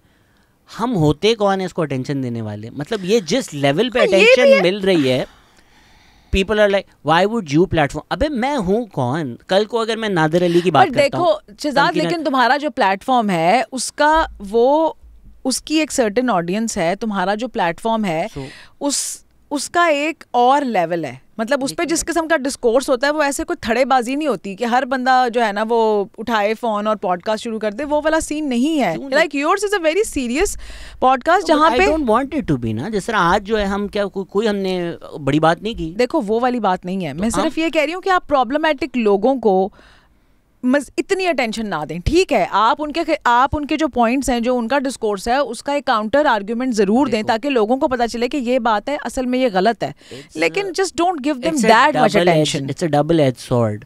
ठीक है, अभी एक साहब हैं जिन्होंने बोला कि ये जो सारी फीमेल एंकर्स होती हैं तो कीप्स ही होती हैं। क्लियर नज़र आ रहा है कि ये जो बंदा है ये बोलता ही इसी वजह से है कि इसको अटेंशन मिले, उसका नाम लेकर ये बोलने की कोई ज़रूरत नहीं है। एट द सेम टाइम अब जब लोग हैं जिनको लगता है कि हाँ ये तो सारी ये हैं, और फिर इसको इस्तेमाल किया जाएगा फीमेल एंकर्स के खिलाफ जिनके खिलाफ ऑलरेडी कैंपेन हो रही होती है, तो कुछ तो बोलना ज़रूरी है। हाँ, तो मैं यही कह रही हूँ। अच्छा, बस एक वीडियो बनाओ, अपना काउंटर आर्ग्यूमेंट पेश करो, That's it. इसको तो मैंने इसलिए नहीं अटेंशन दी क्योंकि मुझे लगता था ये किया इसने सिर्फ अटेंशन के लिए। इस पे मैंने बड़ा सोचा, मैंने बहुत सारे लोग अटेंशन के लिए ही करते हैं। इस तरह के लोग जो बहुत राइट अलाइंड किस्म के अपने व्यूज़ पेश कर रहे होते हैं क्योंकि उनको पता है कि मासेस में ये चलते हैं, ये बिकते हैं। अगर आप प्राइवेटली उनसे मिलो तो वो इतने भी राइट अलाइनिंग नहीं होते, वो सिर्फ वो चर्ब ज़बानी होती है, वो सिर्फ वो बेच रहे होते हैं जो मार्केट में बिक रहा है।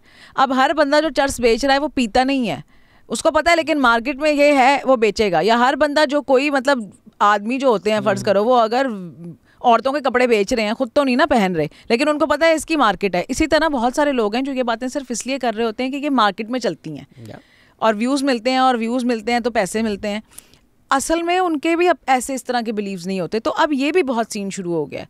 तो इस तरह के लोगों को ज़्यादा उठाना, और बहुत सारे लोगों ने कहा आप फलानी चीज़ के बारे में बात क्यों नहीं कर रही, आप इसके बारे में बात करें, आप भी इसका जवाब दें। मैं क्यों दूँ? 6000 लोग इसका जवाब दे रहे हैं। मैं अपने प्लेटफॉर्म के ऊपर उसका जिक्र करके जो मेरे फॉलोअर्स हैं उन सब की अटेंशन भी उसको दिलाऊँ ताकि वो भी जाके उसका कॉन्टेंट देखें।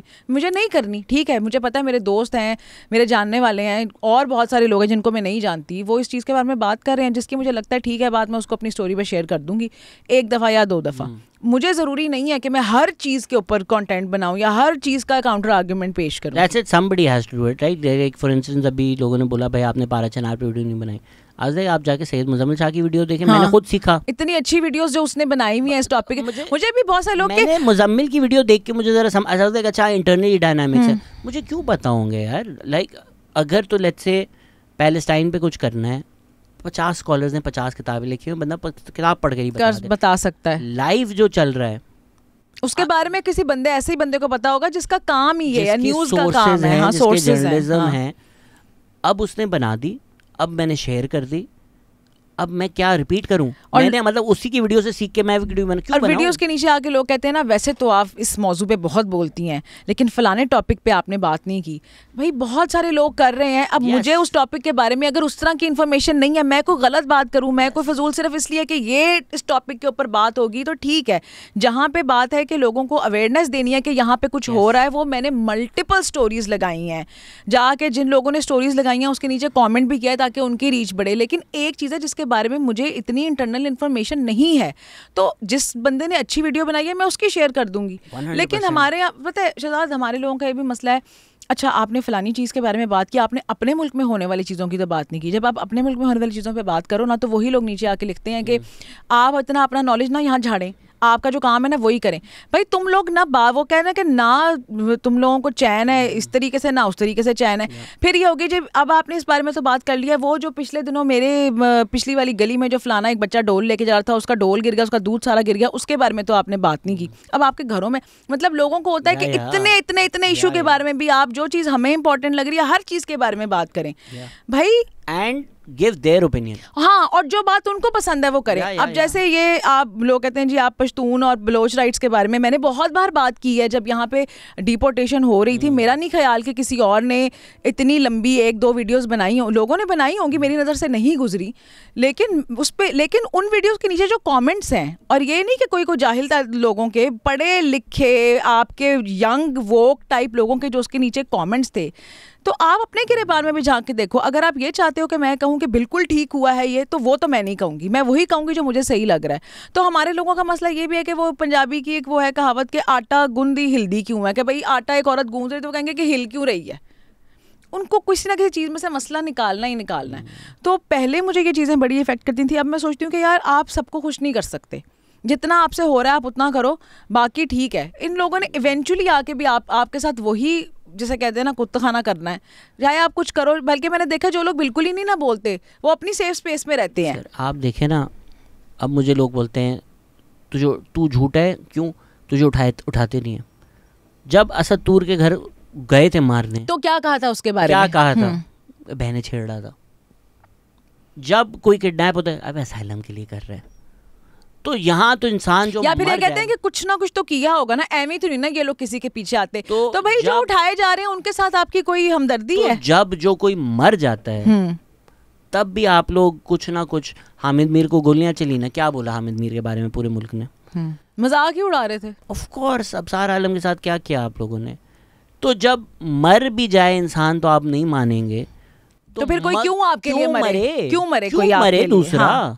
और आप लोग इतने बेवकूफ़ के बच्चे हैं, अगर हम ये बकवास करते रहते हैं और कोई नहीं करता, तो यानी कि हम अपना गला तलवार के नीचे दिए रखें, तो आपको भी समझ में आ रहा है ना। जब ज़्यादा लोग आके कहते हैं ना कि आप फलानी चीज़ के बारे में वीडियो नहीं बनाई, मेरी नज़र से तो नहीं गुजरी, भाई तुम बना लो, तुम्हारे पास भी फ़ोन है, तुम जो पूरा दिन बैठ के लोगों की रीलें देख रहे हो, तुम्हारे पास इतना ही नॉलेज है नहीं, लेकिन आपके पास प्लेटफॉर्म है, तुम्हारे पास भी प्लेटफॉर्म है, बनाओ।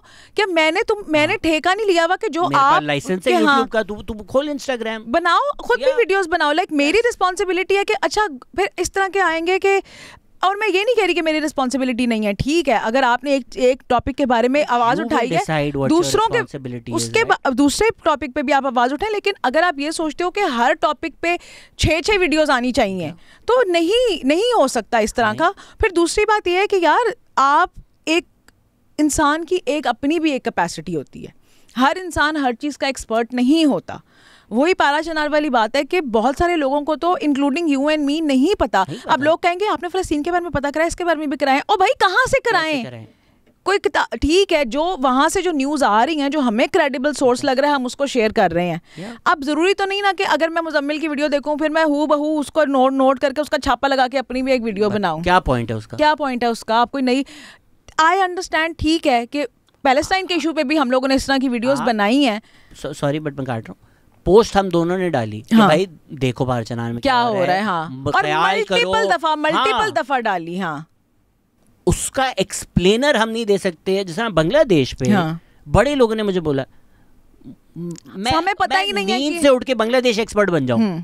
अब मैं आपको बताऊंगा, मैं देख ही नहीं रहा था उस तरफ। अब जब तक प्रोटेस्ट सबने तब देखा है। और देखो अब इसके बारे में मुझे पता है, जो लोग आके कहेंगे ना कि अच्छा आप फिर पैलेस्टाइन एक्सपर्ट कैसे बन गए। ओ भाई, ये मसला पिछले 75 साल से चल रहा है, इसके ऊपर लोगों ने इतना काम किया है, इतनी बुक्स हैं, इतने रिसोर्सेज हैं, इतने लोग हैं जो आज भी जिंदा है, जिन्होंने अपनी आंखों के सामने ये सारा कुछ होते हुए देखा है। तो आप सारी इन्फॉर्मेशन गैदर करके एक क्रेडिबल चीज़ लोगों तक, और फिर एक लाइव जेनोसाइड जब हो रहा है तो आप, ठीक है, आप जहाँ पूरी दुनिया आवाज़ उठा रही है, आप बाहर के, जैसे मेरी बहुत सारी पोस्ट हैं जो मैंने बाहर मतलब जो पैलेस्टाइन में लोग हैं या फिर जो अमेरिका में है या यूके में है या और डायस्पोरा में पैलेस्टीनियन, उनके साथ कोलैबोरेशन में वो पोस्ट की हैं ताकि उनकी रीच बढ़े।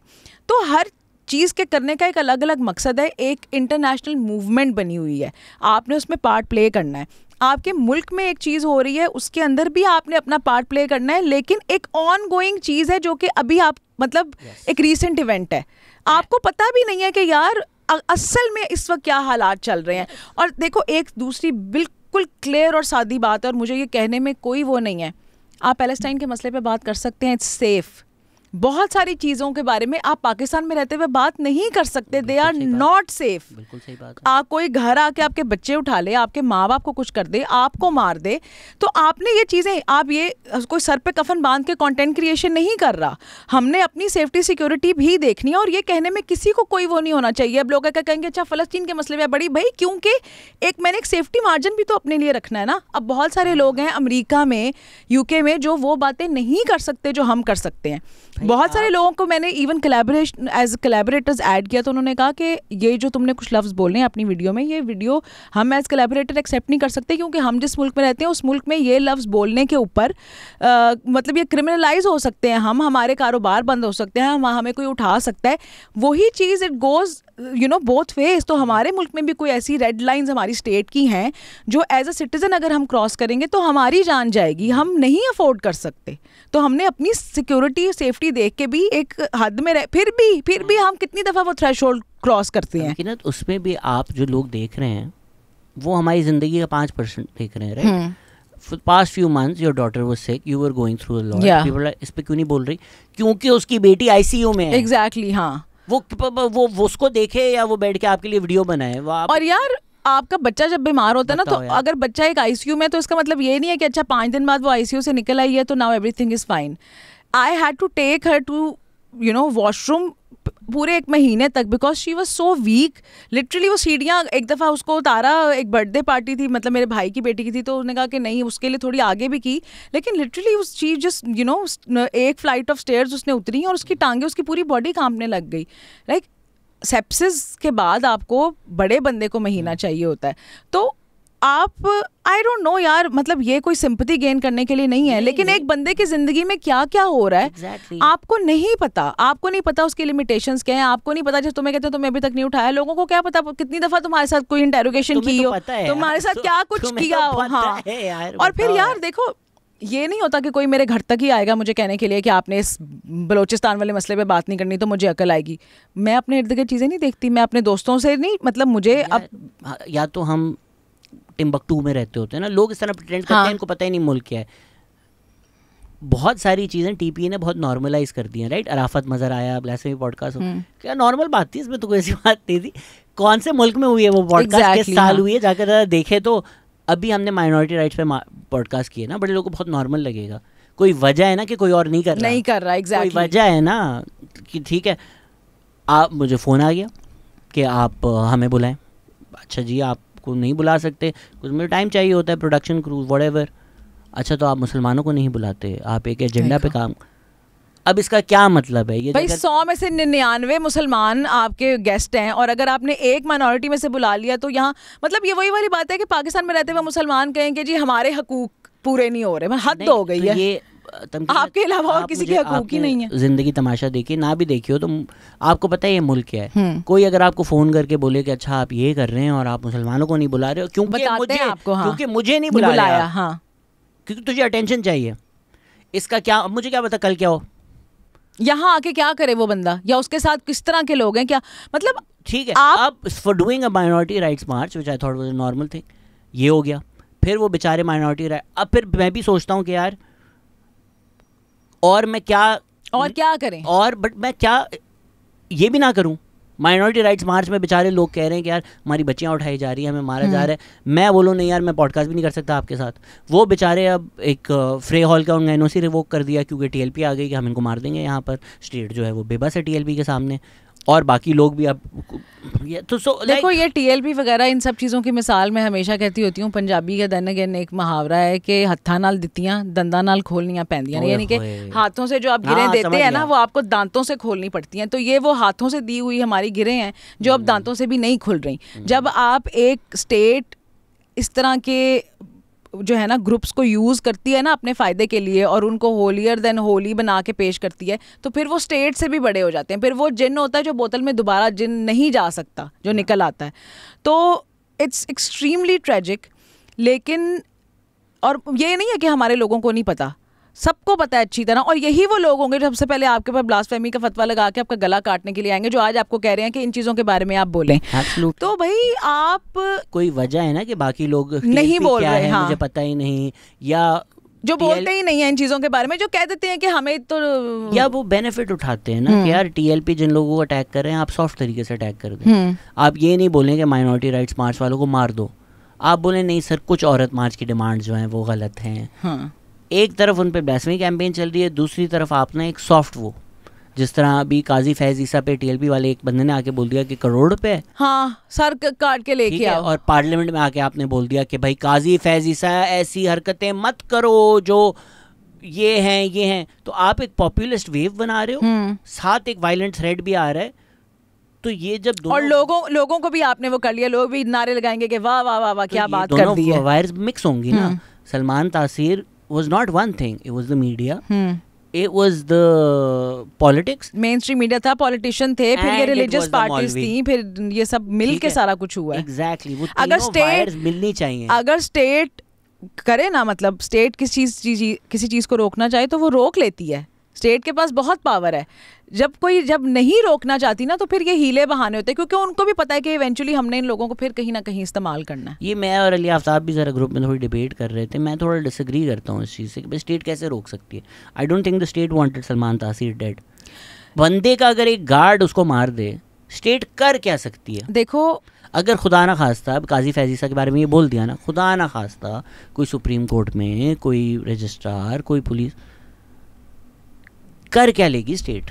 देखो, फिर आपको इस तरह के लॉज, जब आप इस तरह के लेजिस्लेशन बार बार पास करोगे जो ऐसे लोगों को अपीज़ करेंगे, तो इसका मतलब है आप उनको कह रहे हो, आप उनको लिबर्टी दे रहे हो, आप उनकी रस्सी दराज कर रहे हो। तो फिर जब आपने एक बंदे की रस्सी इतनी दराज कर दी है कि अब आपके खिंचने से भी नहीं खिंच रही, तो फिर आपको स्लोली वो स्पेस उनसे वापस लेनी पड़ेगी। आहिस्ता आहिस्ता आपको अपने कानून साजी करनी पड़ेगी और उस कानून पे अमल कराना पड़ेगा। उसकी तो कोई एपेटाइट नहीं है ना, उसकी कोई एपेटाइट ही नहीं है हमारी सोसाइटी में। हम देखो, जिसने भी हुकूमत में आना होता है ना, वो सबसे पहले किस तरह के लॉज बनाता है जो इन लोगों को अपीज करें। 2-3 लॉज बनाता है उनको बताने के लिए कि हमने आपको और ज़्यादा पावर दे दी है, अब आप हमारे साथ होंगे। तो ये ना करे ना स्टेट। मसला ये है कि मसला यही तो है ना कि हर बंदे को अपना फ़ायदा चाहिए, हर बंदे को अपनी पार्टी का फ़ायदा चाहिए, किसी को सोसाइटी, किसी को कौम, किसी को मुल्क, आवाम का फ़ायदा नहीं चाहिए। तो जब ऐसी स्टेट होगी जो सिर्फ ये सोचेगी कि मैंने किसी तरह अपना टाइम यहाँ पूरा करना है और जो कोई मेरे लिए प्रॉब्लम क्रिएट कर सकता है मैं उसको थोड़ी थोड़ी चीज़ें, कोई कभी कानून, कभी कोई थोड़ा सा कहीं राइट ऑफ डेमोन्स्ट्रेशन, कभी किसी की कोई बात मान ली, कभी ये वो करके उनको थोड़ा बहुत जो है ना बहला फुसला लूँ, मेरा टाइम गुजर जाए और बस अगले वाले की ये प्रॉब्लम होगी, तो फिर तो कुछ भी नहीं होगा। तो आप कह रही हैं वीज़ा ही सोल्यूशन है? जी मैं तो कह रही हूँ कि आप कोई बाहर ढूंढें। आप फॉरेन डॉक्टर लव क्यों बन गई? मैं कह रही हूँ कोई लड़की कोई आंटी ढूंढे, उनके साथ शादी करें, बाहर जाएं और फिर बाहर जाके हमें भी बुला लें। बाहर जाकर आपको लेक्चर दूं कि ओवरसी पाकिस्तानी में हूँ, मैं बताऊंगा पाकिस्तान में क्या होना चाहिए, पाकिस्तान के मसले क्या हैं। फिर आप यूट्यूब पे ये वीडियोस बनाएं कि देखें, क्योंकि अब मैं पाकिस्तान से बाहर आ चुका हूँ तो अब तो मुझे पता है कि पाकिस्तान में क्या मसला है। फिर आप कमाएं नोटू अपनी यूट्यूब से और फिर आप करें chill. This is the plan हर बंदे के लिए आजकल। मैं तो अदील भाई को भी कह रहा हूँ वापस नहीं आना कनाडा से। स्लिप हो जा, उसने वैसे स्लिप हो जाना कहीं तिलक के, मुझे लग रहा है उधर सड़कों के ऊपर कहीं बर्फ गिरी होगी। जो लुक बना के वैसे वो कनाडा में चल रहे हैं, फुल दहशतगर्द लुक है। लेकिन यार एक बार फिर अरशद नदीम, यार अरशद नदीम माँ तुझे यार, वैसे गाना बहुत अच्छा है ये, आई नो इंडिया का है, वंदे मातरम, बट ये यार रहमान ने कमाल चस कराई है यार। तुम आया रहमान को छोड़ो, जो अरशद नदीम ने चस कराई है। आप मुझे बताएं आपका फेवरेट नेशनल सॉन्ग कौन सा है? पाकिस्तानी 14 अगस्त आ रहा है यार, मुझे वो वाला बहुत पसंद है, वतन पाक वतन। Every time I hear it मुझे रोना आ जाता है। तो बहुत सैड है। सैड है नहीं, ऐसे जोश वाला है, मुझे तो अच्छा लगता है। मतलब इट्स वेरी चलो रैंक करते हैं top 10 Pakistan. I'll tell you which one I like. Out of the contemporary ones, I like that Fakhar वाला, दिल ना लगे पाकिस्तान सात समंदर पार में तेरी। Do you know this song? हाँ, लेकिन तुमने इतने गंदे तरीके से गाया कि मैंने कहा ये कौन सा गाना है। मैं मिरासिया। अच्छा, मैं मिरासिया और मैं कोई कंजरा, मैं कोई कंजरा। अब यही लोगों ने देखना, ये एक टोटा तेरा निकाल गया, कोई कंजरा। अल्लाह का वास्ता ये काट देना, तो तेरे साथ साथ मेरी भी आण दियो, साड़ी वारी आण दियो। यार नुसरत साहब का बहुत अच्छा है, तेरे बिना दिल ना लगे, तुम अभी कह रहे थे ना। हाँ चलो अच्छा है यार। हाँ, पाकिस्तान मेरा ही नाम पाकिस्तान, वो जहाँ पे वो लाइन बोलते हैं ना, अगर अल्लाह ने चाहा जमाना वो भी आएगा, वहाँ भी मेरी आंखें थोड़ी नम हो जाती हैं। वही लाइन है बेस्ट उसमें। दिल ऑब्वियसली इज अ क्लासिक। दिल हैज टू, दिल तो मतलब दिल तो इट्स लाइक अब हमारा कौमी तराना ही बन गया। कौमी तराना बना दें उसको, कौमी तराना नहीं यार खुदा, हमारा कौमी तराना बहुत प्यारा है। हमारे कौमी तराने में समझ तो किसी को कुछ आता नहीं है यार। It's one of the best national anthems of the world. ये वो तुम ट्विटर पे आ गई हो, जो UN has voted best national, तुम सर्च कर लो भाई। It's a beautiful melody. ये जबान पूरे मुल्क में किसी को समझ नहीं आती यार। जबान की तो तुम खैर बात ना करो, क्यों? हर तरह की हमारे मुल्क में कितनी को जबानें लोग बोलते हैं। तुम सिंधी बोलते हो, मुझे समझ नहीं आती। मैं पंजाबी बोलती हूँ, तुम्हें समझ नहीं आती। तो पर्शियन में आपका नेशनल एंथम, तो भाई हमारी क्या आइडेंटिटी है? कभी हम अरबी होते हैं, कभी हम पर्शियन होते हैं, कभी हम तुर्की होते हैं। अच्छा मुझे बताओ, आपकी क्रिकेट मैच अगर चल रहा हो, अच्छा यार तुम अभी मुझे रेट करो, नहीं गाने निकालो यार। दिल पाकिस्तान ज्यादा पाकिस्तानी कब फील होता है? जब नेशनल एंथम बट मैं तो हमेशा दिल चला। ओके दिल ये क्या है अभी? चोरी का गाना। हाँ वैसे वो उसका हद हो गई, उसका जो सोलो है वो चोरी का है, वो किसी थीम सॉन्ग का टीवी का। अच्छा दिल Nusrat Shekhi, do you want Shekhi in there? Shekhi नहीं शेकी, जो भी, वो अच्छा है यार उसका। मैं भी पाकिस्तान हूँ, तू भी पाकिस्तान है। अच्छा तो यार वो भी है। सिंधी हम, बलोची हम, पंजाबी हम, पठान हम, इस परचम के नीचे पाक फौज के जवान हम। पाकिस्तान तुझ पर कुर्बान हम। जीवे जीवे और है, जीवे जीवे जीवे जीवे जीवे पाकिस्तान। एक दफा मैंने किसी चाइनीज को गाते हुए सुना था, चीवे चीवे चीव। तब से मुझे बहुत ही क्यूट लगता है ये गाना। जीवे तो जीवे जीवे पाकिस्तान, जीवे स्टॉप, दिल स्टॉप, दिल और नुसरत भाई stop. You want shaky?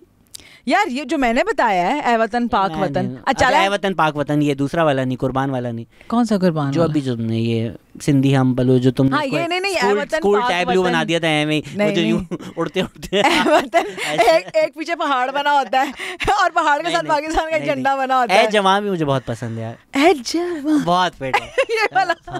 Cousin school के अब याद आ रहे किस किस पे नाचा हूं मैं। स्कूल में इस पे लाजमी इसके ऊपर एक डांस होता था। ये वीडियोस निकलवा कहीं से, ग्रीन वाइट सलवार कमीज हरा दुपट्टा।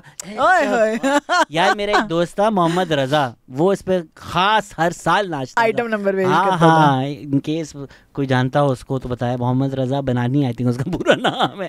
हर और स्पेशल उससे पहले जो रिहर्सल हुआ करती थी वो उसमें स्टाफ रूम में बुला के स्पेशल रिहर्सल होती थी, जो एक टीचर होती थी डांस मास्टर बनी हुई, और वो पाँव ऐसे ऐसे ऐसे ऐसे हमारे ना ये दिल ना लगे के टाइम पे ना हमारे स्कूल की किताबें इतनी बढ़ गई थी कि मैं वो लगेज बैग नहीं होता, हाँ, वो ट्रॉली बैग में लेके जाता था। तो दिल ना लगे के उस पे मेरी ये एंट्री थी कि वो 7 समंदर पार जब आता है ना तो मैं बैग लेकर आता हूँ गले में। ये मेरा रोल था। मैं गोरा बना होता, तू गोरा बना होता, पता नहीं, मैं ओवरसीज पाकिस्तानी ना तो बचपन से झील वाला डॉक्टर। ये मैं भागता आया स्टेज पे, वो बैग खुल गया।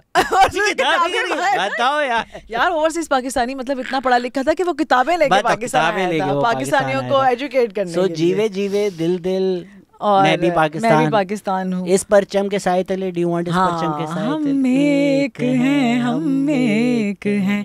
यार एक वो भी था, वैसे तो हम स्नेक हैं, लेकिन यार वो जो एक रोशन और रक्षा नैयर ताबा पाकिस्तान रहे, मुझे वो भी प्यारा लगता है।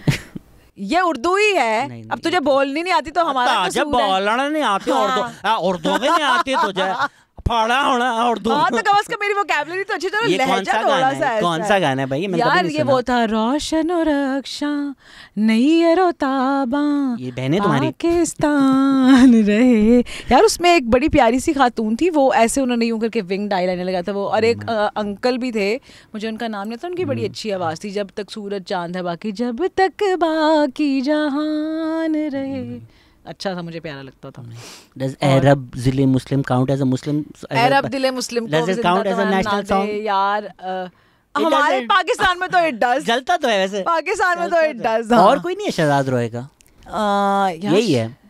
एक आरो का भी बहुत अच्छा गाना है, जीए, वो FTC पे शूट हुआ, तो मुझे अच्छा लगता है, मुझे बहुत अच्छा लगता है वो। यार और कौन, यार बड़े गाने आए हैं पाकिस्तान के, तो बताओ ना। नेशनल सॉन्ग तो बहुत अच्छे आए हैं। जज्बा जुनून इज सॉलिड। वर्ल्ड, वैसे तो हमारा 92 का थीम सॉन्ग भी नेशनल सॉन्ग है, द वर्ल्ड इज कमिंग। वो तो हमारा नेशनल सॉन्ग है, वो लगता था कि हमारा ही गाना है, कौमी तराना है, वो हमारा ही गाना है। Who will be? अच्छा गाना भी वो पता है बेस्ट ही है, क्रिकेट वर्ल्ड कप का अच्छा गाना था। हाँ बेस्ट है यार, वो इसलिए भी शायद बेस्ट लगता है कि तब हमारी एज ऐसी थी, हम छोटे छोटे थे उस टाइम की, वो आपको वो नॉस्टैल्जिया भी एक होता है ना आपको। अच्छा खैर वो वैसे वो भी अच्छा था, वो वो वाला वर्ल्ड कप भी हम जीते थे, इसलिए वो भी बहुत अच्छा है। कौन सा गाना? 96 का जज्बा जुनून ही था वैसे वो, that's also I think a great song. मुझे तो जुनून का कोई गाना नहीं अच्छा लगता। मुझे तो सारे गाने बहुत अच्छे लगते हैं यार। हाँ बचपन में बहुत, मुझे सारे गाने। ख्वाब नहीं अच्छा लगता तुम्हें? अच्छे गाने थे यार, सारे गाने बहुत अच्छे हैं यार, बहुत अच्छे हैं। सावल बहुत अच्छा लगता है मुझे। ऐसा ठहरो तो और कौन सा पाकिस्तानी कोई मिली नगमा यार, हमारे बहुत मिली यार। वो नूरजहां, ए पुत्र हटाते नहीं विकते, ऐते मैंने नहीं पता। वो तुम्हें ये गाना नहीं पता यार? मैं I don't know the actual lyrics, but the one that we parody by saying सारे रगबे तुम्हारे लिए, दैट सॉन्ग। ए वतन के सजीले मेरे नगमे तुम्हारे लिए। यार नूर मैडम ने तो क्या क्या गाने गाए हैं, ए वतन के सजीले जवानों, ए पुत्र हटाते नहीं विकदे, मैंने नहीं पता। और यार ये तो आइकॉनिक गाना है वो वाला, ए पुत्र हटाते नहीं विकदे, वो रुलाने वाला गाना है। वैसे तो वो भी अच्छा है, अगर हम फौजी प्रोपेगेंडा में ही जा रहे हैं तो जवाद अहमद का एक मेरे यार तू मेरा प्यार तू सलाम, अच्छा तो है यार। यार मुझे तो वो भी बहुत क्यूट लगता था, मेरा माही छैल छबीला हाय नी करनैल नी जरनैल नी। अब नहीं अच्छा लगता, ये भी मैडम का गाना था। सारे जग नालो प्यारा मीनी नी नी नी नाले शोख नाले शर्मीला हाय नी जरनैल नी करनैल नी। ये उन्होंने याया के लिए लिखा था क्या? उन्होंने लिखा खुद थोड़ी था। अच्छा कोई are we missing any of the top? यार बहुत सारे होंगे, तुम देखना लोगों ने यकीन लिखना है हमें फलाने को जोड़ दिया। आप कैंसल है वो गाना कैसे? नुसरत साहब को भी कर लिया हमने, मेहदी साहब का कोई है? मेहदी साहब यार होंगे लाजमी, किसने नहीं गाए हुए नेशनल गाने? अच्छा वो नहीं है नेशनल वो तो हमारा तो आजकल तो वही नेशनल गाना यार। वैसे इनके गाने बहुत कैची हैं। एक और भी गाना हाँ रिसेंटली कोई चल रहा था, मुझे ज्यादा बोलो जो भी बोलो, आई थिंक दिला तीर बजा टॉप, वो तो डिस्को, वो तो टॉप पॉलिटिकल सॉन्ग बॉलीवुड ने उसका एक गाना बना दिया, वो इतना अच्छा है यार। वो कहीं बाहर के किसी डिस्को में भी तो बज रहा था ना, बाहर के किसी मुल्क में। तेरा पाकिस्तान है मेरा पाकिस्तान, तेरा पाकिस्तान नहीं हाँ मिस्टर बिग वन यार, कुर्बान मिस्टर रियली बिग वन, कुर्बान ए वतन प्यारे वतन तेरा पाकिस्तान, ये वतन तुम्हारा है भी मिस कर दिया हमने यार। ये मैंने तुम्हें कहा था ना बहुत मैंने बीच में कहा था मेहदी साहब का कोई ये वतन तुम्हारा है तुम हो पास बास, ये वतन तुम्हारा है हमें खाम खा इसमें, अब तो ये चल गया ना। हमने 2016 में एक स्केच लिखा था न्यूज़ 1 TV 1 के लिए, उस टाइम उन्होंने बोला बहुत कंट्रोवर्शियल होगा। अब ना बोलना अल्लाह का वास्ता है, मेरे छोटे छोटे बच्चे हैं। बिल्कुल कंट्रोवर्शियल नहीं था उसमें। वो सिग्नल पे खड़े हुए होते हैं, एक बंदा आता है मोबाइल निकाल, फिर गाना बजना सोचता है ये मोबाइल तुम्हारा है। बहुत क्रिंजी था, बहुत अच्छा किया आपने जिसने भी इसको कैंसिल किया। वो बहुत उसके आगे भी लेयर्स बहुत सारे, ये मैं अब शूट करूंगा, देखना वायरल जाएगा। अच्छा दिल दिल पाकिस्तान, ए वतन हम हैं तेरी शम्मा के परवानों, ये मुझे पता नहीं। ए वतन हम हैं तेरी शम्मा के परवानों में, नहीं शम्मा ने मुझे मेरे ख्याल से ये इंडिया का गाना है। मुझे दुश्मन के बच्चों को पढ़ाना है, ऑफ कोर्स ग्रेट सॉन्ग। शुक्रिया पाकिस्तान क्या है? अच्छा ये भी शुक्रिया शुक्रिया शुक्रिया पाकिस्तान, बहुत थक्कड़ गाना है ये। सोनी धरती इज आल्सो यार कितना प्यारा गाना है, ऐसे लगता है किसी ने बचपन की बहुत प्यारी किसी याद में भेज दिया। सोनी अच्छा उसका कोक स्टूडियो वाला भी अच्छा था, अल्लाह रखे। कोक स्टूडियो वाला मुझे नहीं याद। नहीं वो भी अच्छा था। कदम कदम आबाद एक साथ हैं हम, ए राहे हक के शहीदों, वफा की तस्वीरों। यार इस पे भी हमेशा वो नहीं, वो जब वहाँ पे वो कहते कि अली तुम्हारी शुजात पे झूमते होंगे, हमेशा रोना होता है। ये हमने कहा, ये हमने कर लिया। बड़ा अच्छा है ना।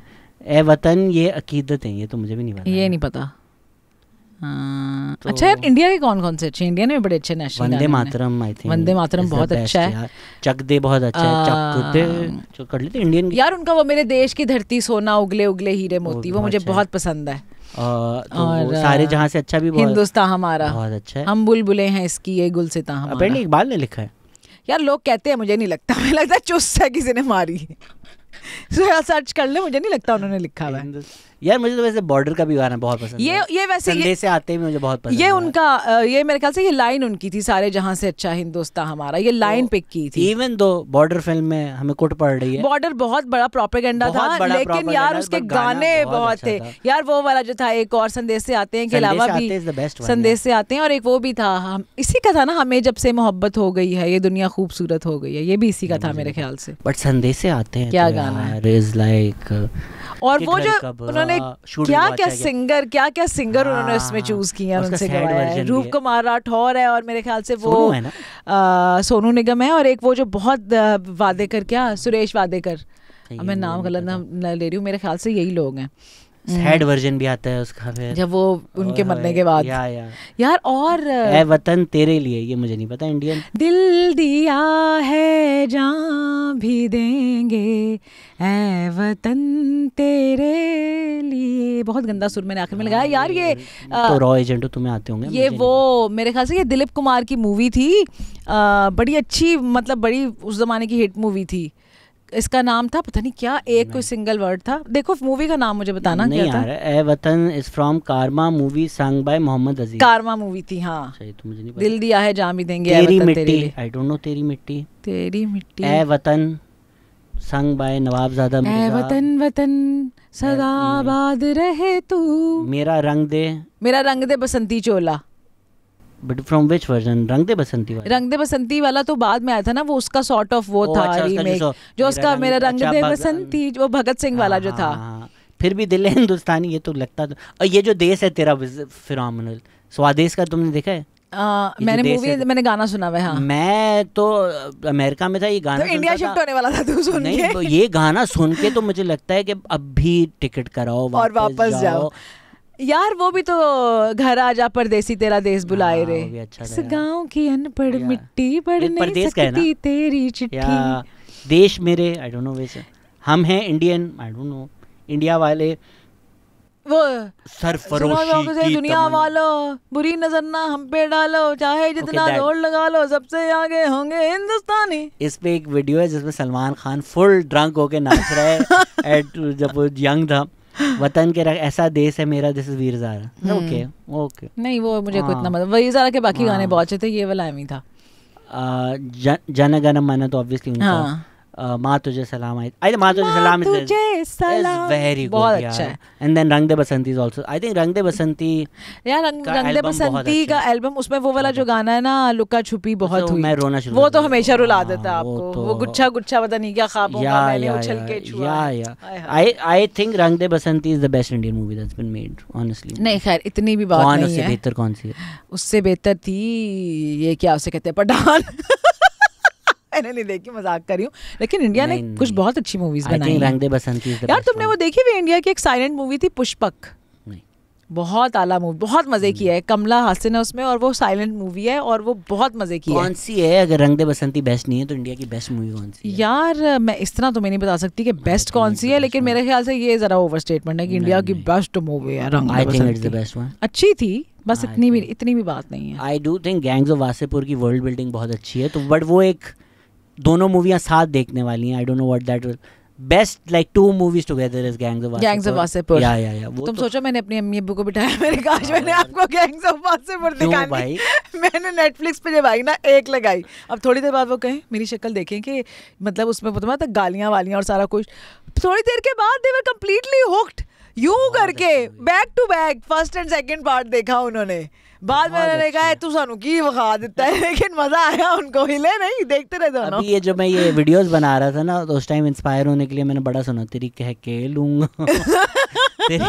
यार सही कह के लूंगा तो पता है किसकी हुई है? मारेंगे नहीं कह के लेंगे। ओए होए सही पता है किसके साथ ये हुई है? ये एलॉन मस्क की जो बेटी ने उसके बारे में ट्वीट की थी यार, उसने तो कहा मैं तेरा प्यो हूं। जो कटवाया था वो एलॉन मस्क में दे दिया है मेरे यार उसने और ये नहीं कि उसने कोई बिटर हो के कहा हो, एक एक बात सही, मतलब वो जैसे कहते हैं ना वो उसने मंजी ठोक दी अपने अब्बे की। मेरा दिल चीचा लीडर यार कितने यार इसका अंडररेटेड म्यूजिक है। तार बिजली से पतले हमारे पिया, यार क्या गाना था। वोमनिया भी इसका वोमनिया मुझे कभी इतना पसंद नहीं है, लेकिन मेरा फेवरेट तार बिजली है। Hunter also this I am a Hunter जो लाइट टू सीम का, is that from gangs is that the, I am not sure, लेकिन तार बिजली मुझे तो दिल चीचा लीडर भी बहुत पसंद है यार, उसके सारे मजे। यार तुमने गुलाल देखी हुई है? नहीं। गुलाल देखो भाई, गुलाल इज एन अमेजिंग मूवी और उसकी एल्बम भी बहुत मजेदार है। पीयूष मिश्रा ने आई गेस उसका म्यूजिक दिया भी है और लिरिक्स भी लिखे हैं, अमेजिंग म्यूजिक। और जो उसमें कैरेक्टर पीयूष मिश्रा ने प्ले किया है ना, आइकॉनिक।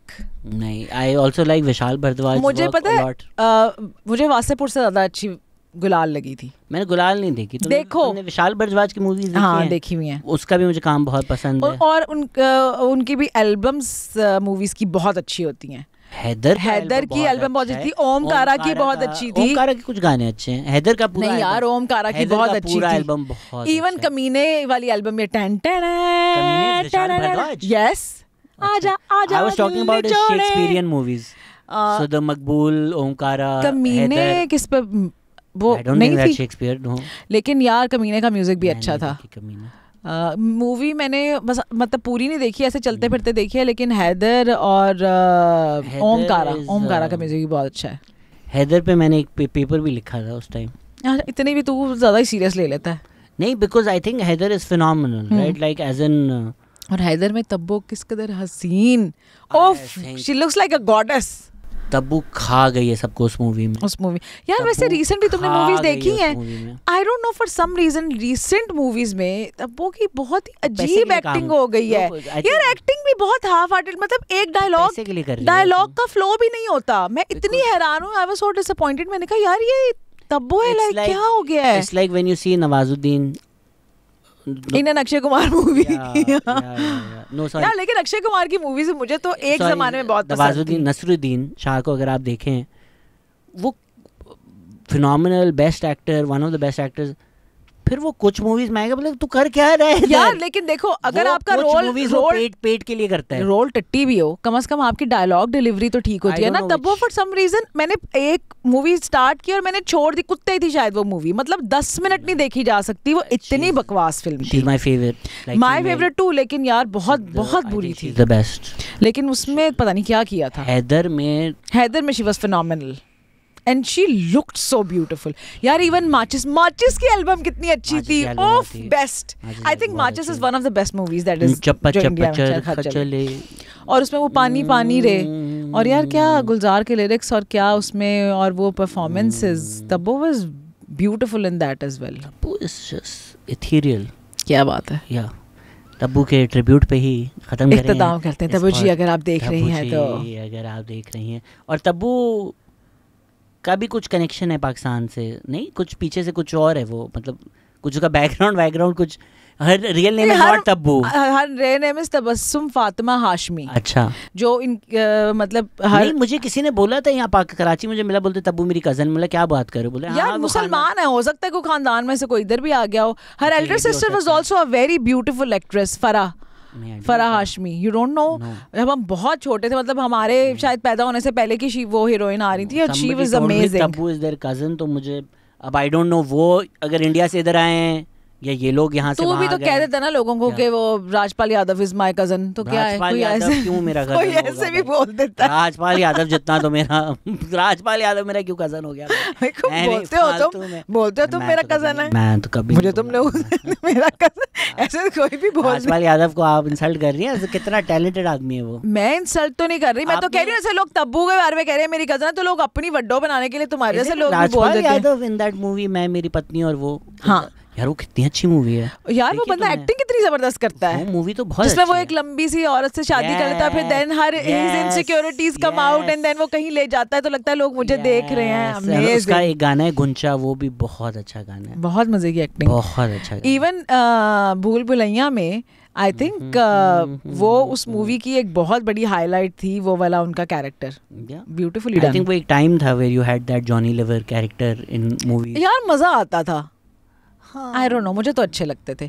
मुझे वो वाली जो मूवीज है ना, वो 90s वाला जॉनर, वो मैं खिलाड़ी तू अनाड़ी, करण अर्जुन, मैंने 10-10 दफा देखी है, 11-11 दफा ये फिल्में देखी हुई हैं। मुझे बहुत पसंद थी उस जमाने में फिल्में, और बस मुझे तो इस तरह की फिल्में पसंद है, एंटरटेनिंग। इस तरह की फिल्में देखें, खुश रहें, खुश रहने दें, अल्लाह का वास्ता है। सुना दें जाते जाते अरशद नदीम, मेरी जिंद मेरी जान, नुसरत फतेह अली खान की मुझे तो अपनी गाने देंगी, अल्लाह वाली लाइन सुना दें ताकि फिर हम यार वो मैं इतना बुरा गाऊंगी। चलो गा दूं अब। हाँ, अगर अल्लाह ने चाहा जमाना वो भी आएगा, जहाँ तक वक्त जाएगा हमें आगे ही पाएगा, निदा कायत की है इकबाल का इल्हाम, पाकिस्तान पाकिस्तान पाकिस्तान पाकिस्तान पाकिस्तान, मेरा इनाम पाकिस्तान। Good bye.